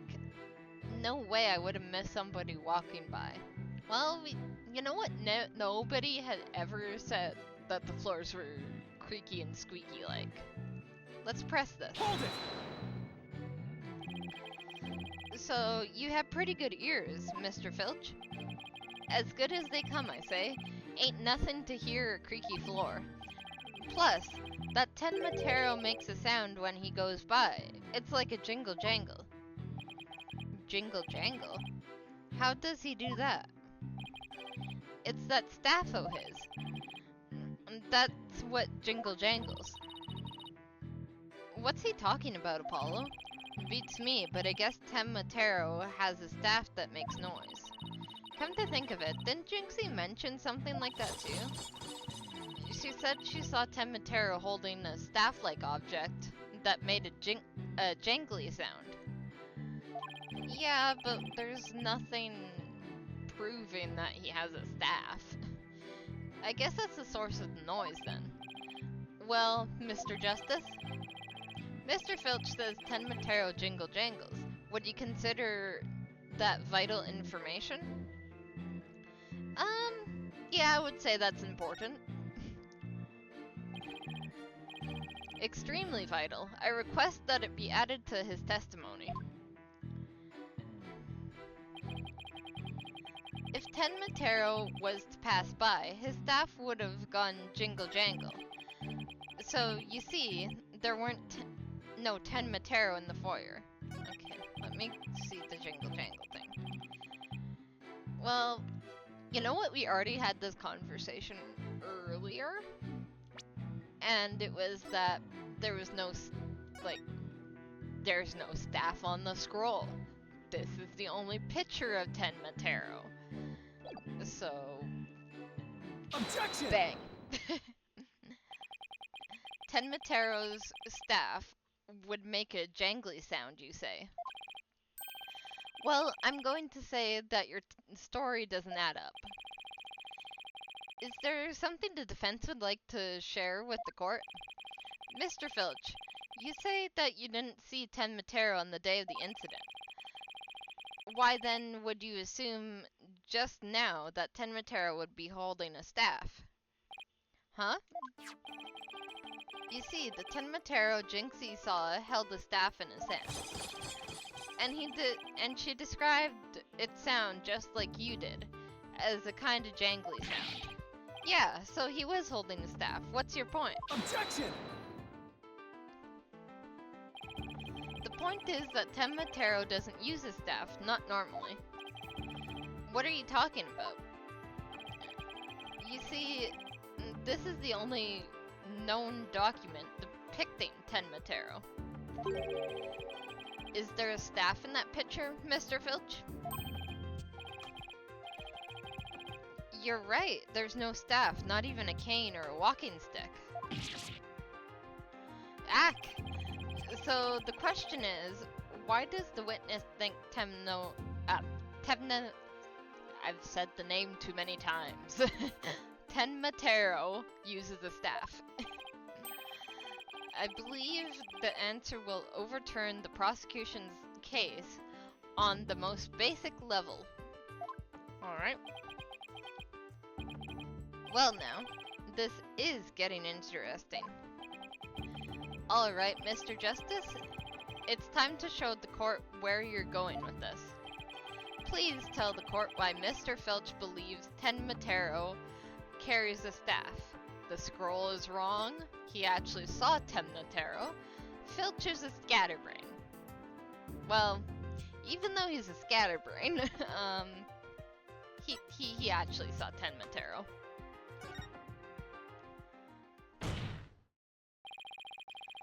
Mr. Filch actually saw Ten Matero right after the crime occurred.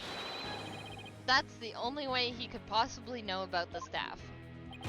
But busted again! Bloody hell, you dude. Sorry. Bloody hell, you duplicitous little. Yes, how'd that feel, Blackquill? Not so fun when you're on the receiving end of the blade, is it? Admit it, Mr. Filch. You did see Ten Matero that day, didn't you? Well, I'm begging you, please don't make me say it. But clearly you did see Ten Matero. Stop stalling and testify to that fact. No can do, no way, no how. You ain't got no idea how terrifying he can be.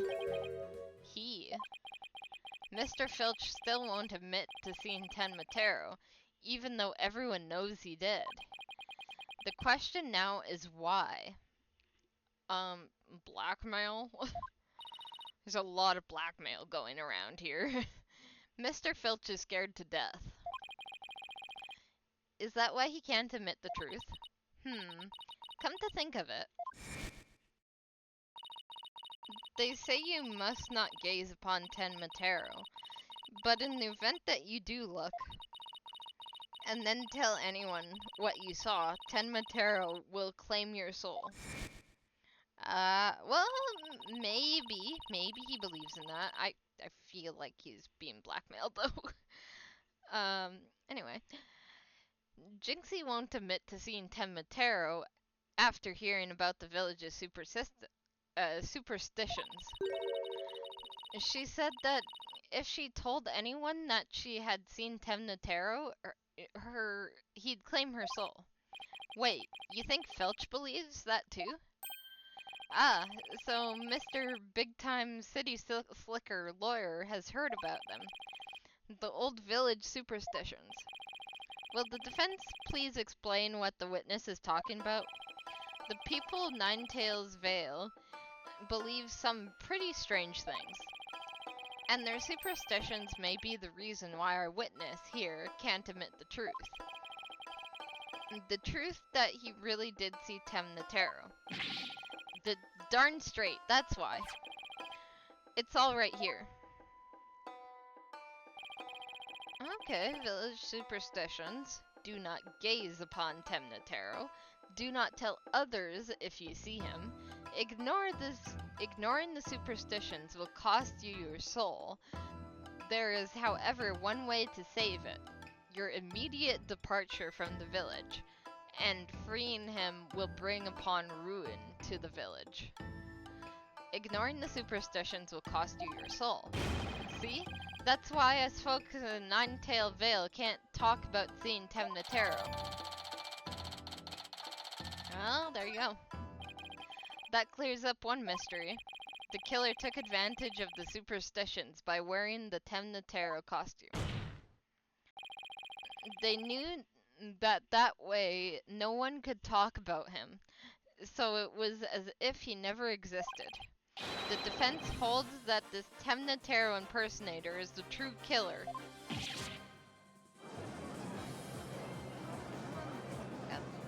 Objection! Superstitions, you say? What kind of fool would actually believe such rubbish? And would that using some silly fairy tale could so easily expose the culprit? You'll need to come up with a more rational, common sense explanation than that. Objection! Your commotion sense seems awfully narrow-minded, Prosecutor Blackwell. Objection! Try living in my world of narrow cells, mortal danger, and dark, sleepless nights. There is no lack of superstitions in the clink, but few of those who truly believe them. Objection! Well, the village superstitions are real enough to the people of Nine-Tailed Vale. A life or death superstition might make even you a believer.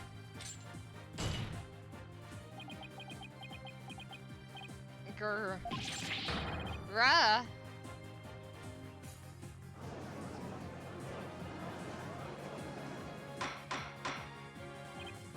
Order, I say. You fool of a tanuki, 2 times now your lies have cost me. Sorry, I promise not to do it again. Uh-huh. Taka, my fine feathered friend, have at him. Yipes, he's gonna eat me alive. Head for the hills. Ah, he took off.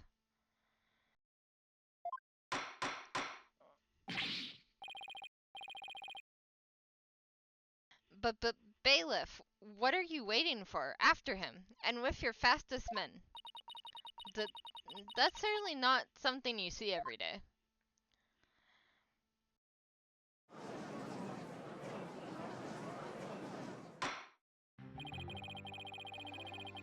Well, it would seem a new and important fact has come to light. A third party disguised as the yokai Tenmatero was at the scene. Thank you for finally believing that. And now we have 2 witnesses who can attest to that fact. Any objections, Prosecutor Blackwell? Anything? Anything at all? No? Oh. What? Huh? Ah! His shackles.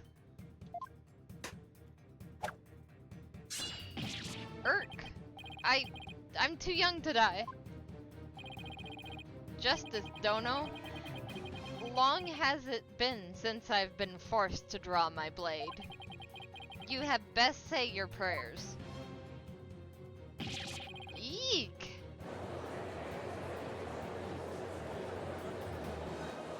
This has to be against court regulations. Then again, they let somebody who's literally in jail as a prisoner be prosecutor. Detective, do something! Ha ha ha! Have no fear, Fulbright is here. When the going gets tough, the champion of justice gets going. Objection! Then get going already before he kills us. Oh, but I stand in awe of Simon Blackquill, for it is his sense of justice that set him free. Objection, objection, I object to Detective Fulbright's definition of justice. Silence! Silence.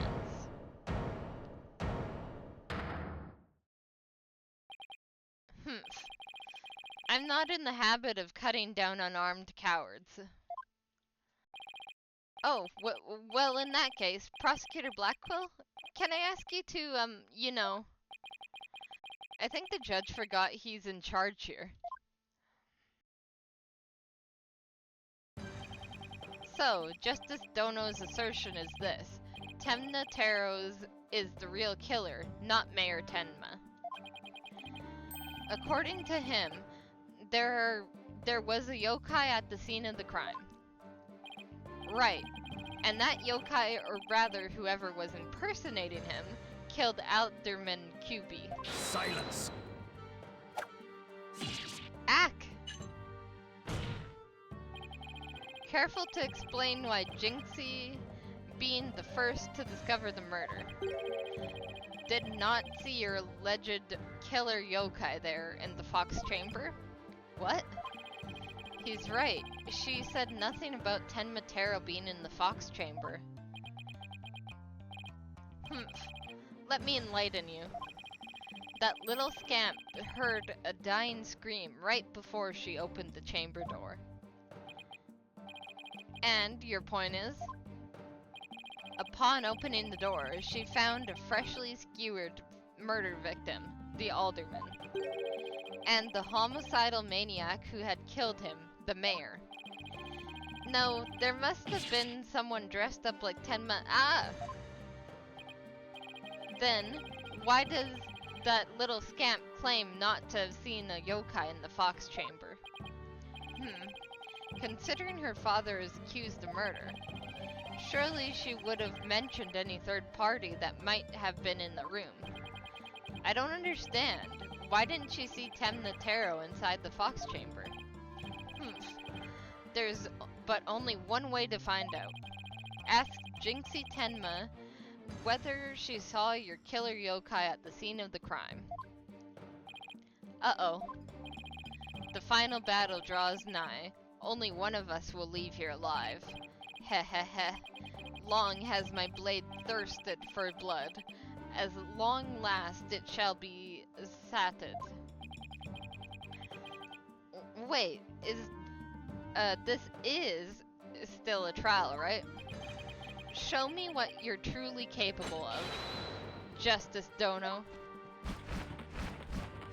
Not the hawk again. But very well then. Both parties no doubt need some time to regroup. So the court will take a 10-minute recess in order to...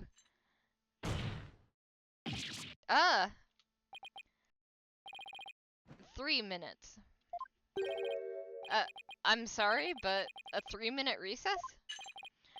Just so plenty of time if your destination is in tent of the loo.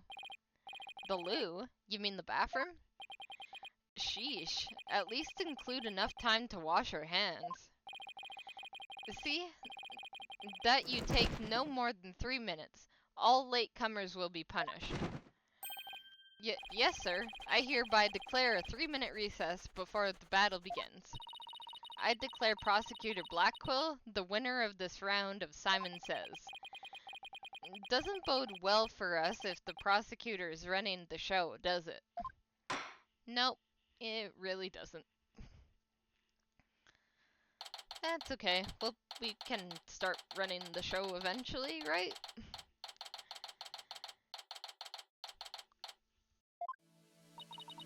He busted out of his shackles. Yeah, what was that all about? Guess they don't make shackles like they used to. Better be careful, Apollo. You've really brought out the samurai in him. Especially after you proved there was a Temna Taro impersonator at the manor. What's with that guy and the whole samurai act anyway? Such fine swordsmanship. That is no mere act. Mr. Justice, it's high time I challenged this jailhouse prosecutor to a duel. No, wait. Let's save the dueling until after we prove your innocence. I suppose it could wait till later. Does anyone remember we're conducting a trial here? I don't think so, honestly. Athena, I'm gonna go wash up. Remember what Black Quill said, Apollo, don't be late.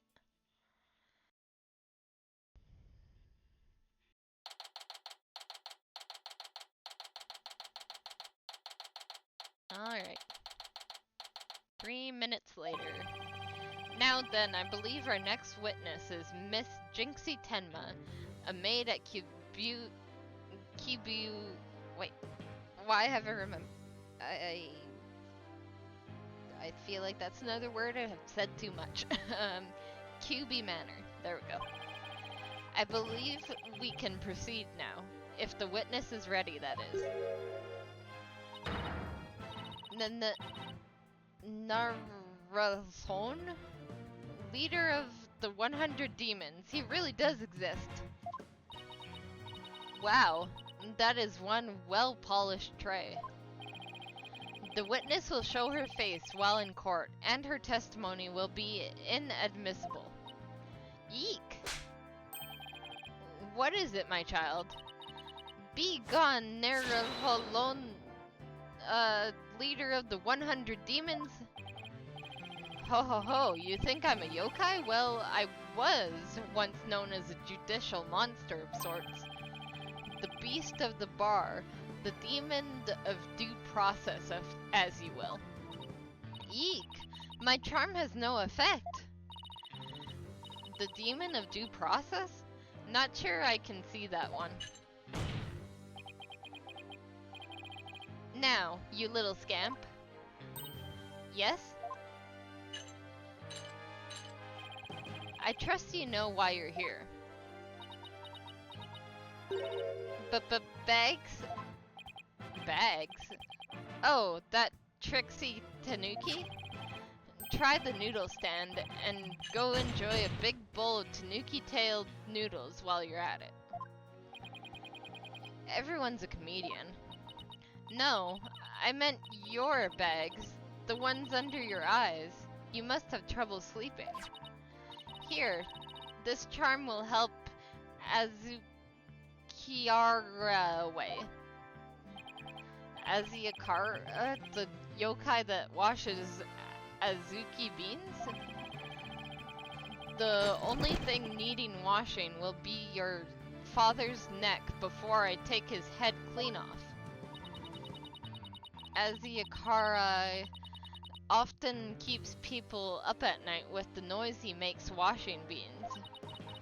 But if you stick this charm on your forehead, you won't hear him anymore. Is that so? Well, thank you. Looks like Prosecutor Blackquill got more than he bargained for. They're bad enough alone, but together, those two are just plain creepy. Your testimony, if you please, Miss Tenma. Specifically, whether or not you saw Tenma Taro when you discovered the crime scene.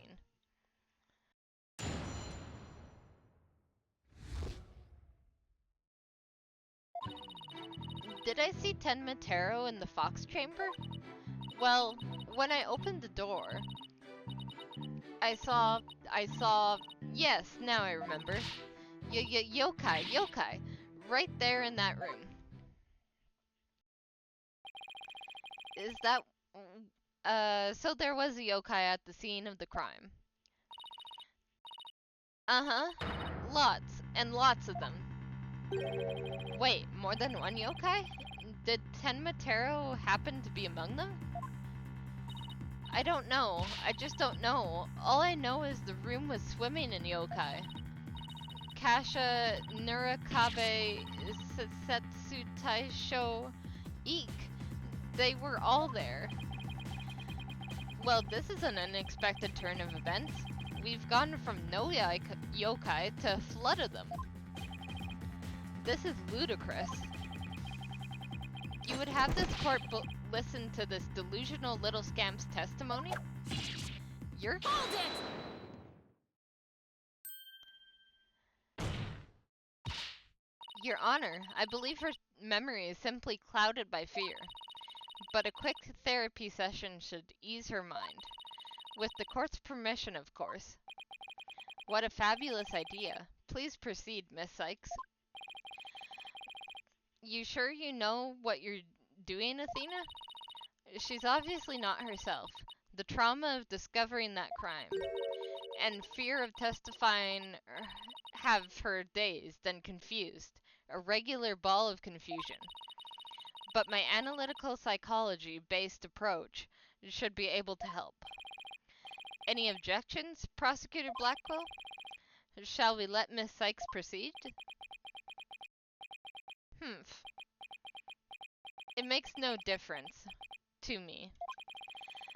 Do as you will, but I doubt we shall get any viable testimony.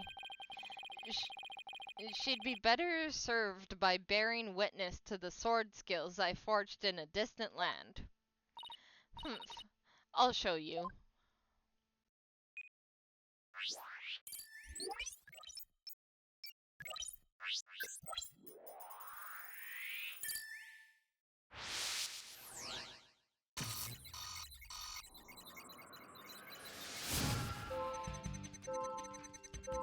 Did I see Tenma Taro in the Fox Chamber? Well, when I opened the door, I saw... Yes, now I remember. Yokai, right there in that room. Found something, Looks like an out-of-control emotion. Athena, what exactly are we looking at here? Oh, this. It's one of Widget's functions. Right here you can see images and emotions extracted from the witness's voice. Whoa, you mean that little thing can do all this? Pretty cool, huh?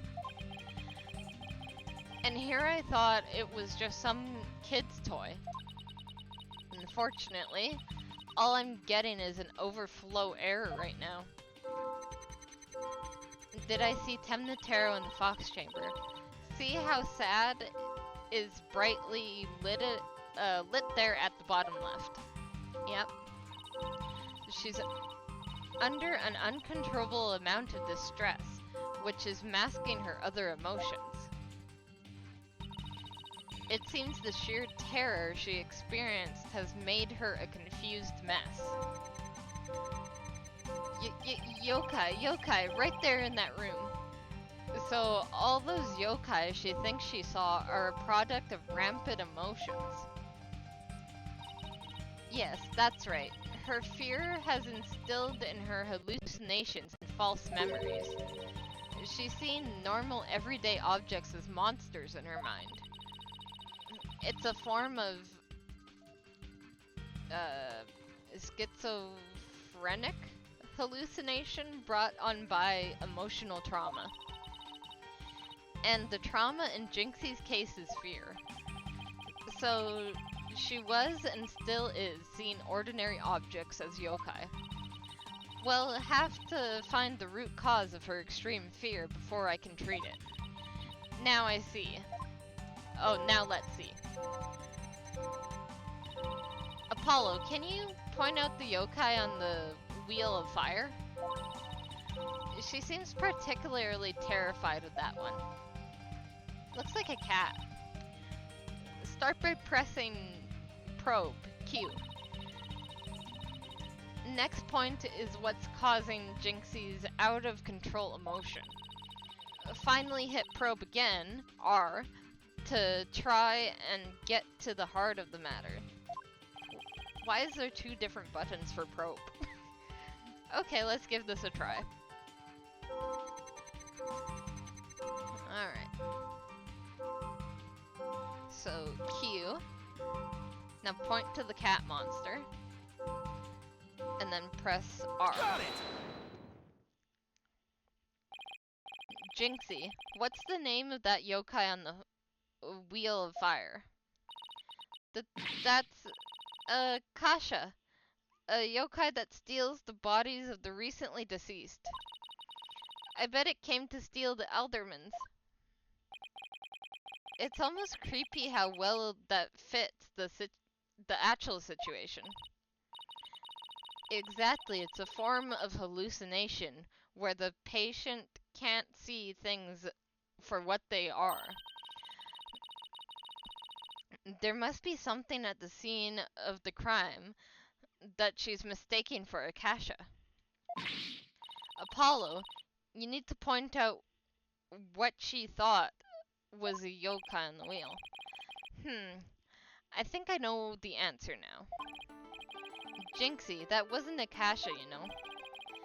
Could you have possibly mistaken it for this? Could you possibly have mistaken this for Akasha? Okay. Oh.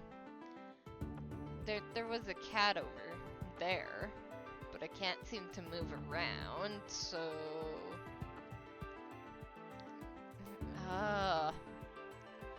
Could be that, it could be that.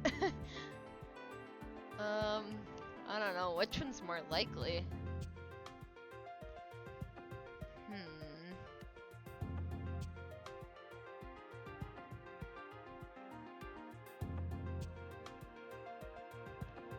Maybe just the chandelier itself? Because it was on like the wheel of fire, which could have been the chandelier. Take that! The light fixture? This one right here. It has a flame design, and it is up there on the ceiling.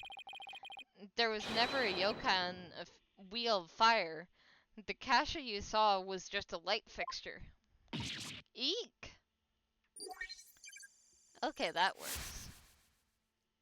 Alright, I can see how this is going now.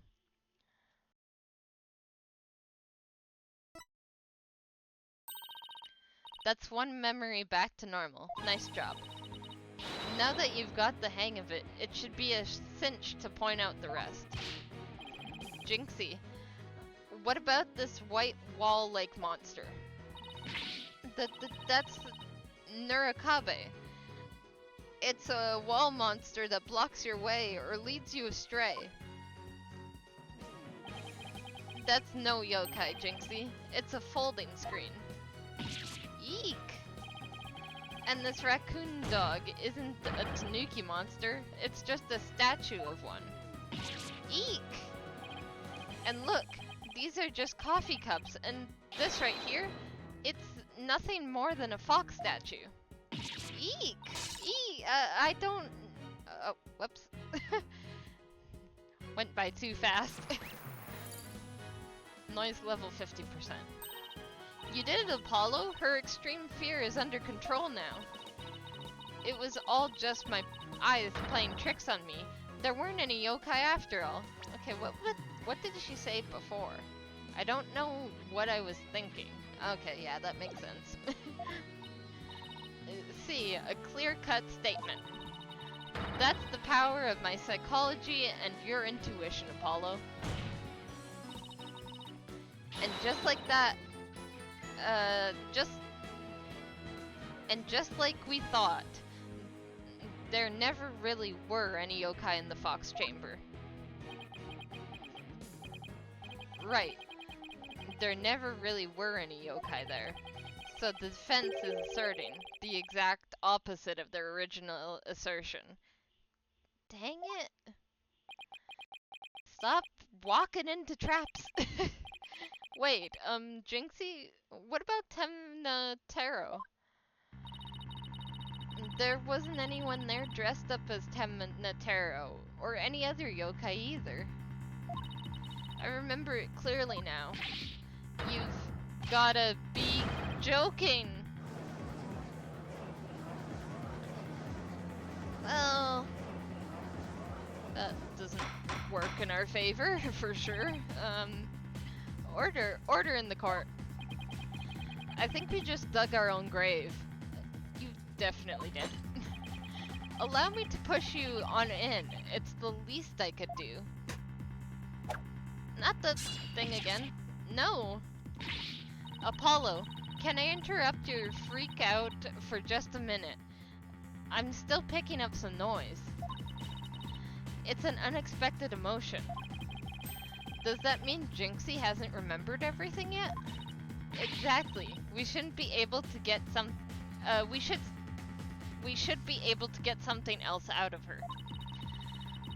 I'll enter the new information we have and run an update. Sounds good. Did I see Temnotaro at the Fox Chamber? I was so scared when I entered the room. Wait, just a moment. Okay. The surprise thing's going off. My legs gave out and I fell to the floor.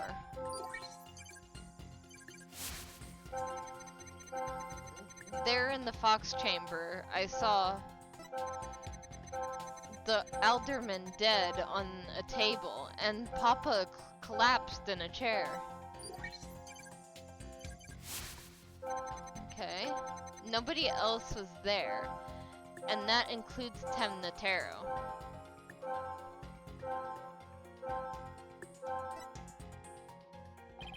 Wait, what am I supposed to do? Try to find the emotions that contradict her statements. So if I find a contradictory emotion, I should point it out. That's right. But it's not just contradictory emotions you should be looking out for. You should also keep an eye out for sudden changes in emotion intensity. Her emotions might get stronger or weaker as you move from statement to statement. It's important to compare how the same emotion changes throughout the testimony. Contradictory emotions and changes in intensity. Okay, I'll give it a shot. Alright, okay, so a lot of sad and a little bit of surprise. And then a lot of sad and a lot of surprise. And then a little bit of sad and a lot of surprise.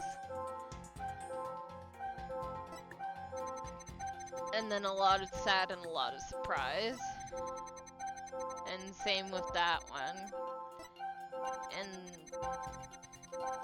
mostly sad with a little bit of surprise. Okay. I don't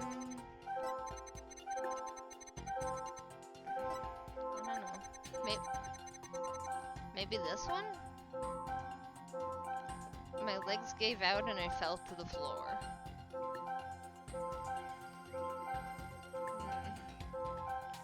It is kind of weird how her sadness is so low, so let's try this.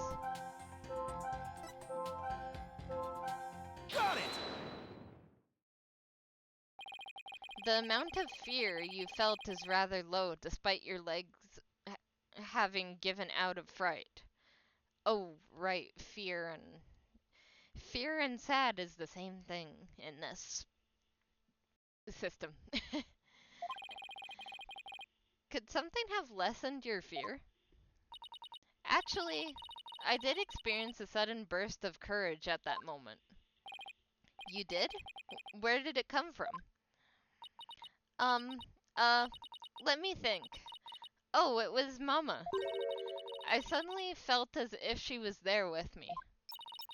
Okay, I'll enter sudden burst of courage. Now let's see. Ah, look.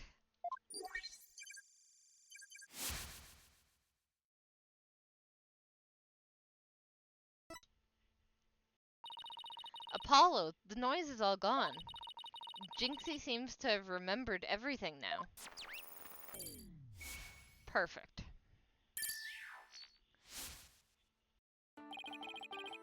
A sudden burst of courage. Now where could that have come from? Jinxie, was there something that gave you a sudden burst of courage? Yes, there was, I realized I had done something naughty when I thought about it earlier. Any idea what could have given Jinxie that courage? Well, there is one piece of evidence that comes to mind. Something that gives her courage. I wonder if she saw something like it at the scene of the crime. Jinxie, did your sudden burst of courage have anything to do with this? Temna Warden charm that Jinxie gave me. Or... boosts Jinxie's courage. There we go. Take that! Jinxie, you didn't happen to see a Ninetales flower there at the scene, did you? The demon lawyer strikes again. I can't hide anything from you. I found a small case with a picture of a nine-tailed flower on it. I liked it so much I kept it. You what? You can't remove evidence from a crime scene? That's right, young lady. Removing evidence is a big no-no. Now, the witness will produce said evidence this instant. Sorry. It does seem to have some sort of case. Oh, look! Something slid out. A key. It appears to be a key. Might I have a look, your baldness?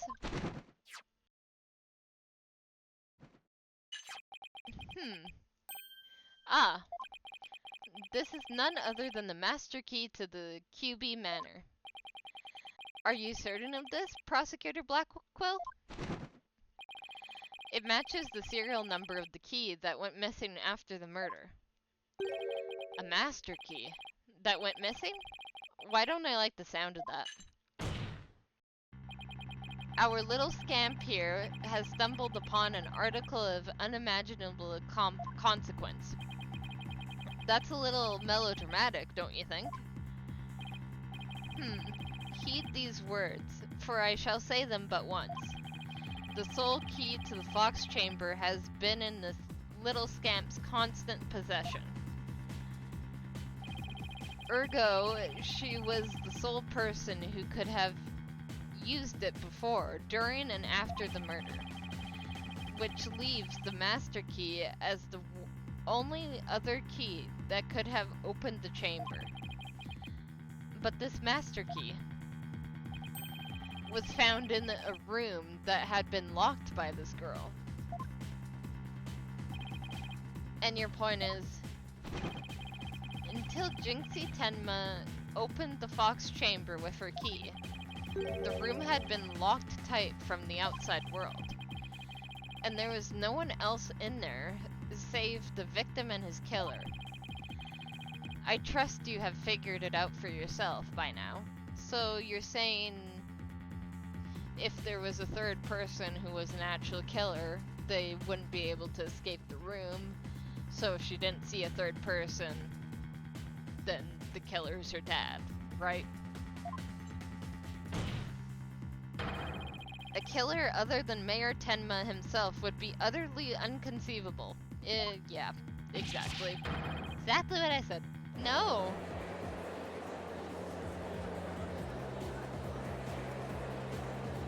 Objection! How could this happen? Ugh.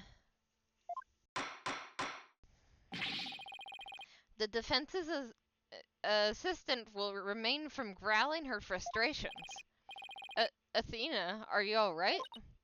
I know Mayor Tenma's innocent, but there's nothing we can do. This sucks. Sykes Dono. Allow me to put you out of your misery. Can I decline your offer?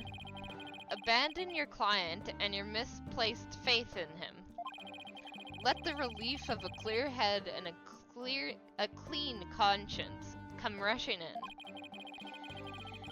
That will make the inevitable guilty verdict far easier to accept. Great. Now he's playing Simon Says with us. Well, he's not going to fool us with his stupid mind games. Athena, don't fall for his tricks. Now I'm the one who's dazed and confused. I can't even think straight. Hey, are you alright? She fell right into his trap. Now I suggest you make a mad dash from the courtroom and into the wild blue yonder. Only by running shall your mind be cleared and your conscience cleansed. Alright, I'll be back then. Stay with me, Athena. Don't let yourself be twisted by that samurai. Apollo. Mr. Justice? I heard the word objection, but what is it you object to? Huh? Oh, right. That objection was more of a reflex than anything else. Though I was hoping something would come to me while I was trying to stop Athena. The court is waiting. Mr. Justice, though as it stands now, I'll be forced to declare your client guilty, and your legal skills suspect, if this is it. Now, do you have anything that could overturn the prosecution's case? Well, actually, I do. I'm Apollo Justice, and I'm fine. Apollo, you do have something more than your cords of steel, don't you? Not really, but we'll be fine. But, I've got absolutely nothing, and that's never stopped me before. I have to explain, excuse me, how the...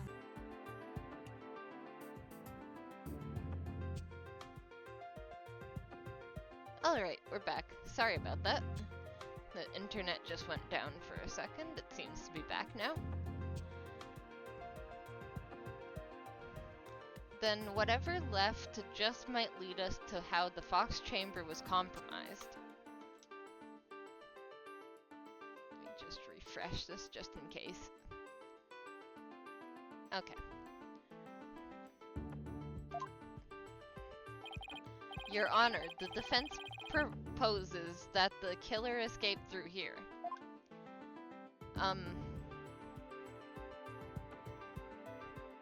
I don't know.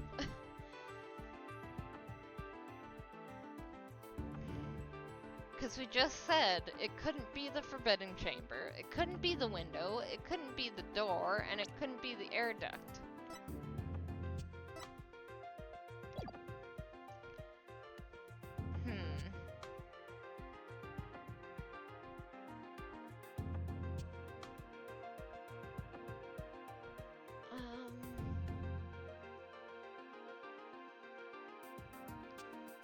Well, they didn't really say it couldn't be the door, but it was insinuated?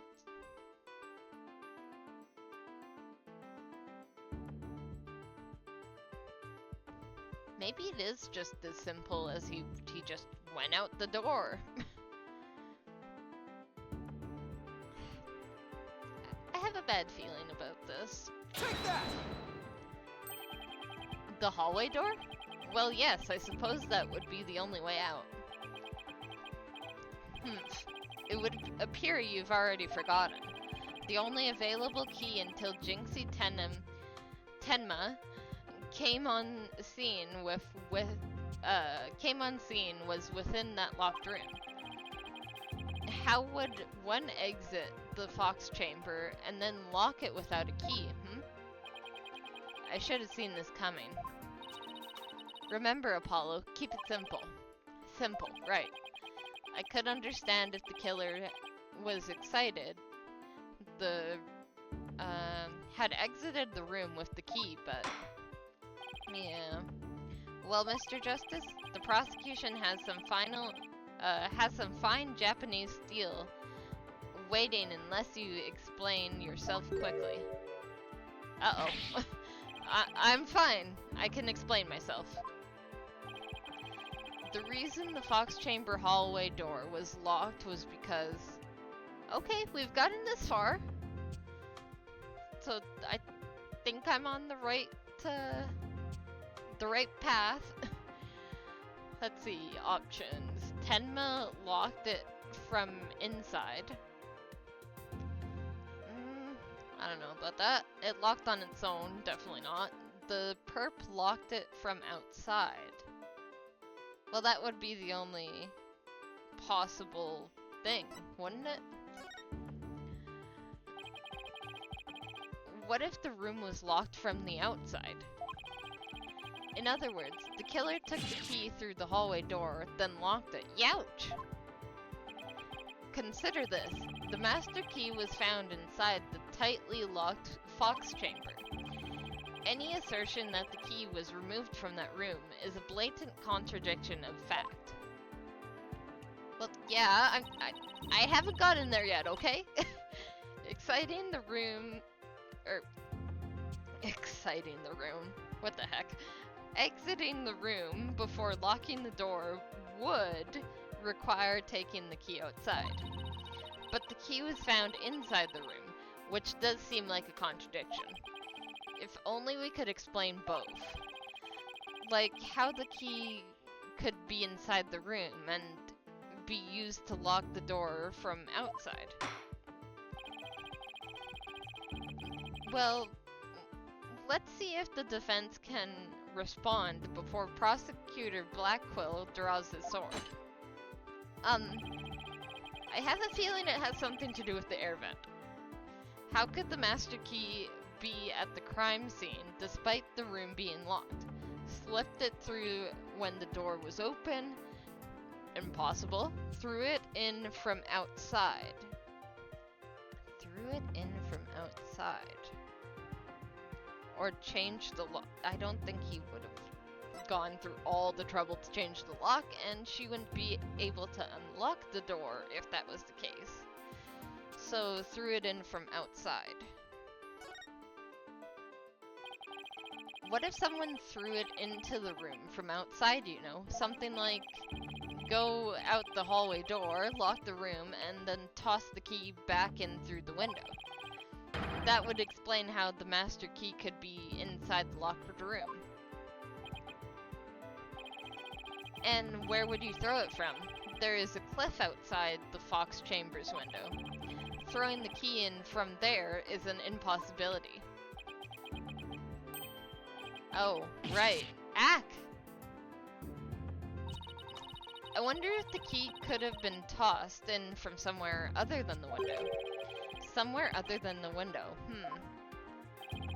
Could the key have been tossed in through somewhere other than the window? The air duct. Like I said, like the air vent. Take that! The air vent? Yes, the window may be out of the question, but the air vent's not. Oh, that's right.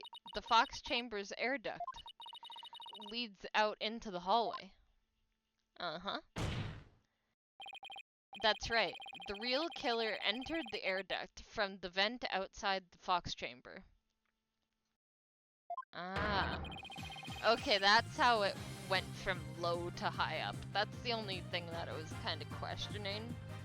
But that would make sense if he just crawled in there, dropped the key, and then crawled back out. Huh. That's preposterous. Oh, that explains how the key got in there, after it was used to lock the door perfectly. Mr. Justice, I'm afraid I'm a bit confused. Don't worry. I'll explain it so even your honor can understand. First, the real killer disguised as Tenma Taro murdered the alderman in the Fox Chamber. Alright? Then they fled the room through the hallway door and locked it. Next, they entered the air duct from the vent outside the hallway. Finally, the killer tossed the key into the room through the air vent in the ceiling there. All that was left to do after that was go back through the air duct and flee the manor. Well, Your Honor, could that be any clearer? Amazing. Even I could follow that. The judge seems really pleased. That explains everything. The real killer was someone dressed up like Tenmatero.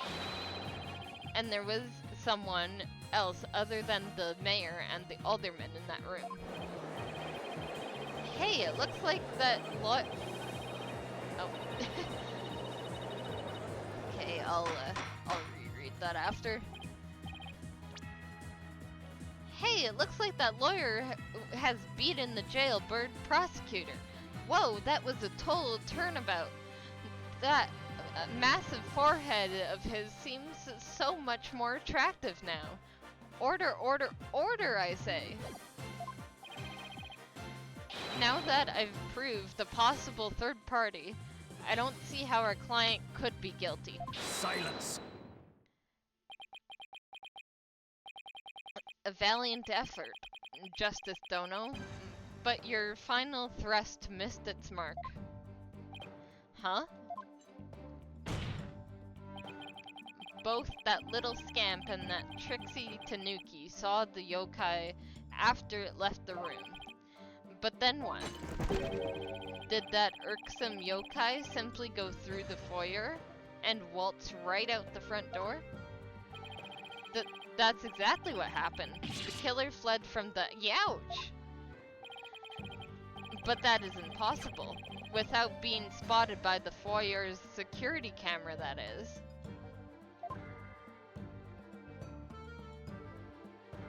I see. The electric eye here would have captured any pesky little yokai trying to escape. Maybe it was altered. Ever think of that? However, there is no sign of Tenmatero anywhere in the security footage. What? Save for the foyer entrance, there is no other way to flee the manor, is there? I don't feel so good. Hold it! It was tampered, wasn't it? Wait, I believe there is one other way to escape besides the foyer entrance. There's a large window in the foyer. That is true. It's possible to escape through there without even being seen by the security camera. Hey, you're right. Silence! Must I point out every crucial detail to the defense? It seems you lack not only brains, but investigative prowess to boot. This is the cliffside of the manor. The only killer escaping that way would be a dead one. No. Wait, so the killer didn't escape from the foyer window. What the heck, right? Ha. I suppose your next proposal is the killer sprouted wings and flew off into the sunset. That would mean the killer really was a yokai. If only we had some sort of evidence that could point to a flying killer, we do. Okay, so there wasn't any tampering or anything like that. They just flew away. Who's saying we don't? As completely far-fetched as it might be. What? You're saying we can prove the killer could fly? Uh-huh. Whoa, I thought I was the one with the cords of steel.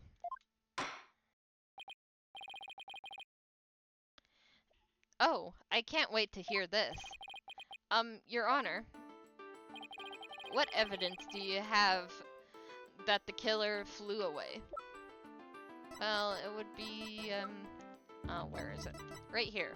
Special edition paper. Take that! Take a look at the special edition paper. Tenmatero, real or flight of fancy? What does this article prove, Mr. Justice? The photo in the article was taken shortly after the murder. Maybe the yokai in that photo is the killer shortly after they fled out of the window. Mr. Justice, you're not seriously suggesting. Oh, I'm serious. I mean, it all adds up. The killer disguised as Tenmatero flew away. You know, by some way or Silence. another. Somehow. We don't know how. Is it your brain that has flown the coop? That image is not, but trick photography or some other form of artifice. Okay then, how about the Tenmatero figure Mr. Filch saw? It just vanished into thin air? No, there's a rational common sense explanation for that. That infernal yokai your Trixie Tanuki witnessed never reached the entrance. Alright. He, or should I say she, turned back before the camera's electric eye. She? I don't like where this is going one bit. I don't like where it's going either. Now, the fact that we know the yokai had come from the Fox Chamber means that it was likely either Mayor Damien Tenma or his daughter, Jinxie Tenma. However, we know that Mayor Tenma was already unconscious at that time. Gulp. Not good. Not good at all. Do you understand the gravity of the situation now, Justice Dono? The falsified yokai remnants and the appearance of Tenmatero were the work of one individual. And that individual is none other than Jinxie Tenma. You lost me. That's not possible.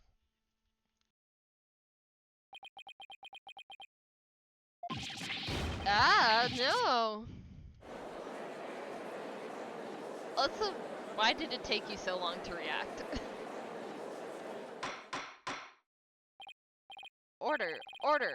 The defense will stop competing for the greatest freakout ever. The little scamp was, in no doubt, simply trying to protect her father. And it's no wonder that her superstitious mind conjured up this mad massacre. Prosecutor Blackwell's assertion makes perfect sense to me. It's far more convincing than saying the killer escaped by flying out of the window. Humph. Do you truly believe this could end any other way? Did we fall right into his trap? What do we do now, Apollo? Our case no longer stands without a real yokai. If only we had one. Bailiff, seize her. It is time to interrogate her as the samurai of your wood. Okay, who said hold it? Of course. Mayor Tenma. This farce is over. How does it feel, seeing your own daughter accused of a cover-up most foul? Tenma Taro's true identity is. Now, Mr. Mayor, it would be futile at this point to claim you were the yokai. After all, you had been knocked out cold by a blow to the skull. Slipping into yokai what the? A yokai costume and roaming about the manor would be all but impossible. Consider this well. As it stands, your daughter will be arrested for obstruction of justice. And if you confess, the prosecution would be willing to overlook little yokai farce. Confess? The defendant intends to confess? Wait. Apollo, Prosecutor Blackwell's up to his mind games again. Mayor Temna, no, don't fall for his twisted words. If you're sent away for murder, Jinxie will be left all alone.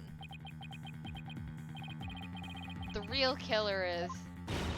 Mayor Tenma's gonna confess unless we do something. Or he's gonna say something completely different. Maybe just wait. but I can't prove how the real killer could have flown away. Caw, caw, caw, caw. Look upon me in despair, for ripe is the time for my return. Oh, uh-oh. I should watch what I wish for. Please no.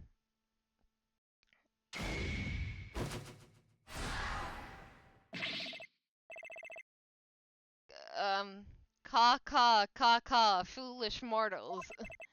I am Temnatero, the yokai you seek. Mayor Tenma. Silence, I am Tenmatero, freed from the bonds binding me to the Forbidden Chamber. Behold, the return of the Demon King. What the? Demon King? Well then, I think it's time for me to take a vacation.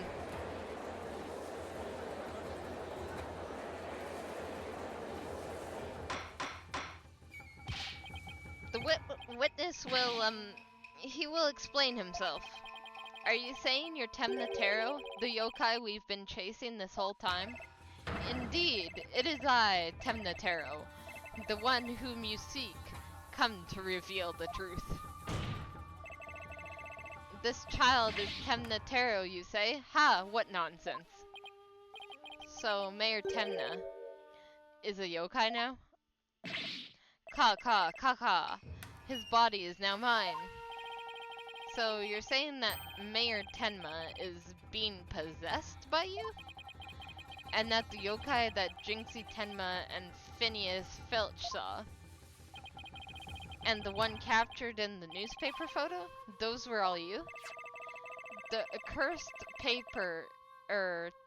power of these ward charms prevents me from revealing my true form.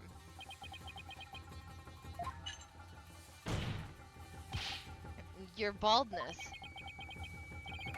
Can this not be interpreted as an admission of guilt? Well, a confession by a yokai would be quite unprecedented. But that as it may, the defense's case have been overturned. Huh? What? You claim the yokai that little scamp saw was some third party, the true killer. The one who escaped from the locked fox chamber, but it was the accused all along. Ah! Ironic, is it not? Your yokai turned out to be real in a manner of speaking. For the alderman's killer is none other than Mayor Tenma, and the yokai at the scene. That too was Mayor Tenma, or should I say, our dear Tenmatero. The pieces have all fallen into place. How so, Prosecutor Blackquill? It seems I must spell it out. It seems I must spell it all out for you. Mayor Tenma killed the alderman in the Fox Chamber, which was locked at the time. Then he removed the warding charms from the Forbidden Chamber's door, but then fell unconscious from the blow and the blow the alderman had delivered to his head. That's when his daughter Jinxie Tenma stumbled on the scene of the crime. The little scamp fled in terror, whereupon the spirit of Tenmatero, freed at last from the charm's warding effect, took possession of the mayor. The newly freed Tenmatero was fled from the Fox Chamber. So you see, the yokai Jinxie Tenma saw was her father possessed by Tenmatero. Objection! No. But when we arrived on the scene, the mayor was found unconscious. How is that possible if he was supposed to have flown out of the foyer window? Then what? Do you mean to say the maid of QB Manor, Jinxie Tenma, was Tenmatero? No, neither of them were. Oh, ah! Ka. That too is easily explained. Fled about for a time I did. But presently tired, I made for the Forbidden Chamber. But at last, exhaustion took me unawares in the Fox Chamber, and I knew no more. Humph. I would seem the pieces are still in place. Is Blackquill up to his tricks again? I don't know what to say. Is the defendant a real life? So that rumor meant Tema is true. I knew Yoko was real. You mean he really did kill the Alderman just so he could release Temnotero? Order! So he's got everyone in the courtroom believing in yokai. Somehow. It's Simon Says on steroids. Seems like it. He seems to convict our client any way he can, even if it means blaming the yokai. The proverbial ducks are all in a row. You should now have no qualms about finding the accused guilty, your baldness.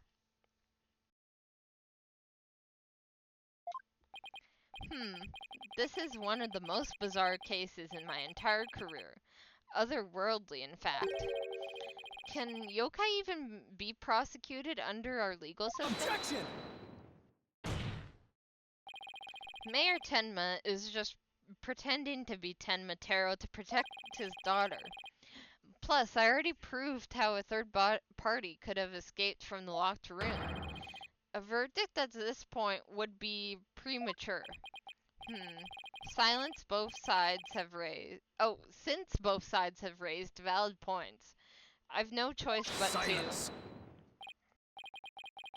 to. This is the dark age of law where defense attorneys are not to be trusted. This is but a ploy to gain time for them to fabricate evidence. How will I sleep tonight? Knowing you will not let the sun rise on the mayor's day of reckoning, Justice Objection! Dono. I won't fabricate an accuser Blackquill. I've had enough of your hijinks. The foundation of justice is fair play, and you are in serious violation of that. Huff. What in the devil was that? Fool, Wright. Have you tempered with my shackles in some manner? Ha. It seems you have found that quite shocking. It's my special jolt of justice device. Each press is a shock reminder to behave. You shall pay for this. I, Simon Blackquill, waha!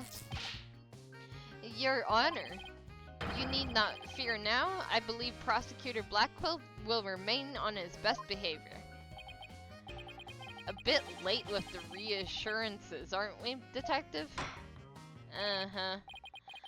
Well, in that case, this concludes today's deliberations. The prosecution and defense will use this opportunity to further their investigations. This court is adjourned. Alright.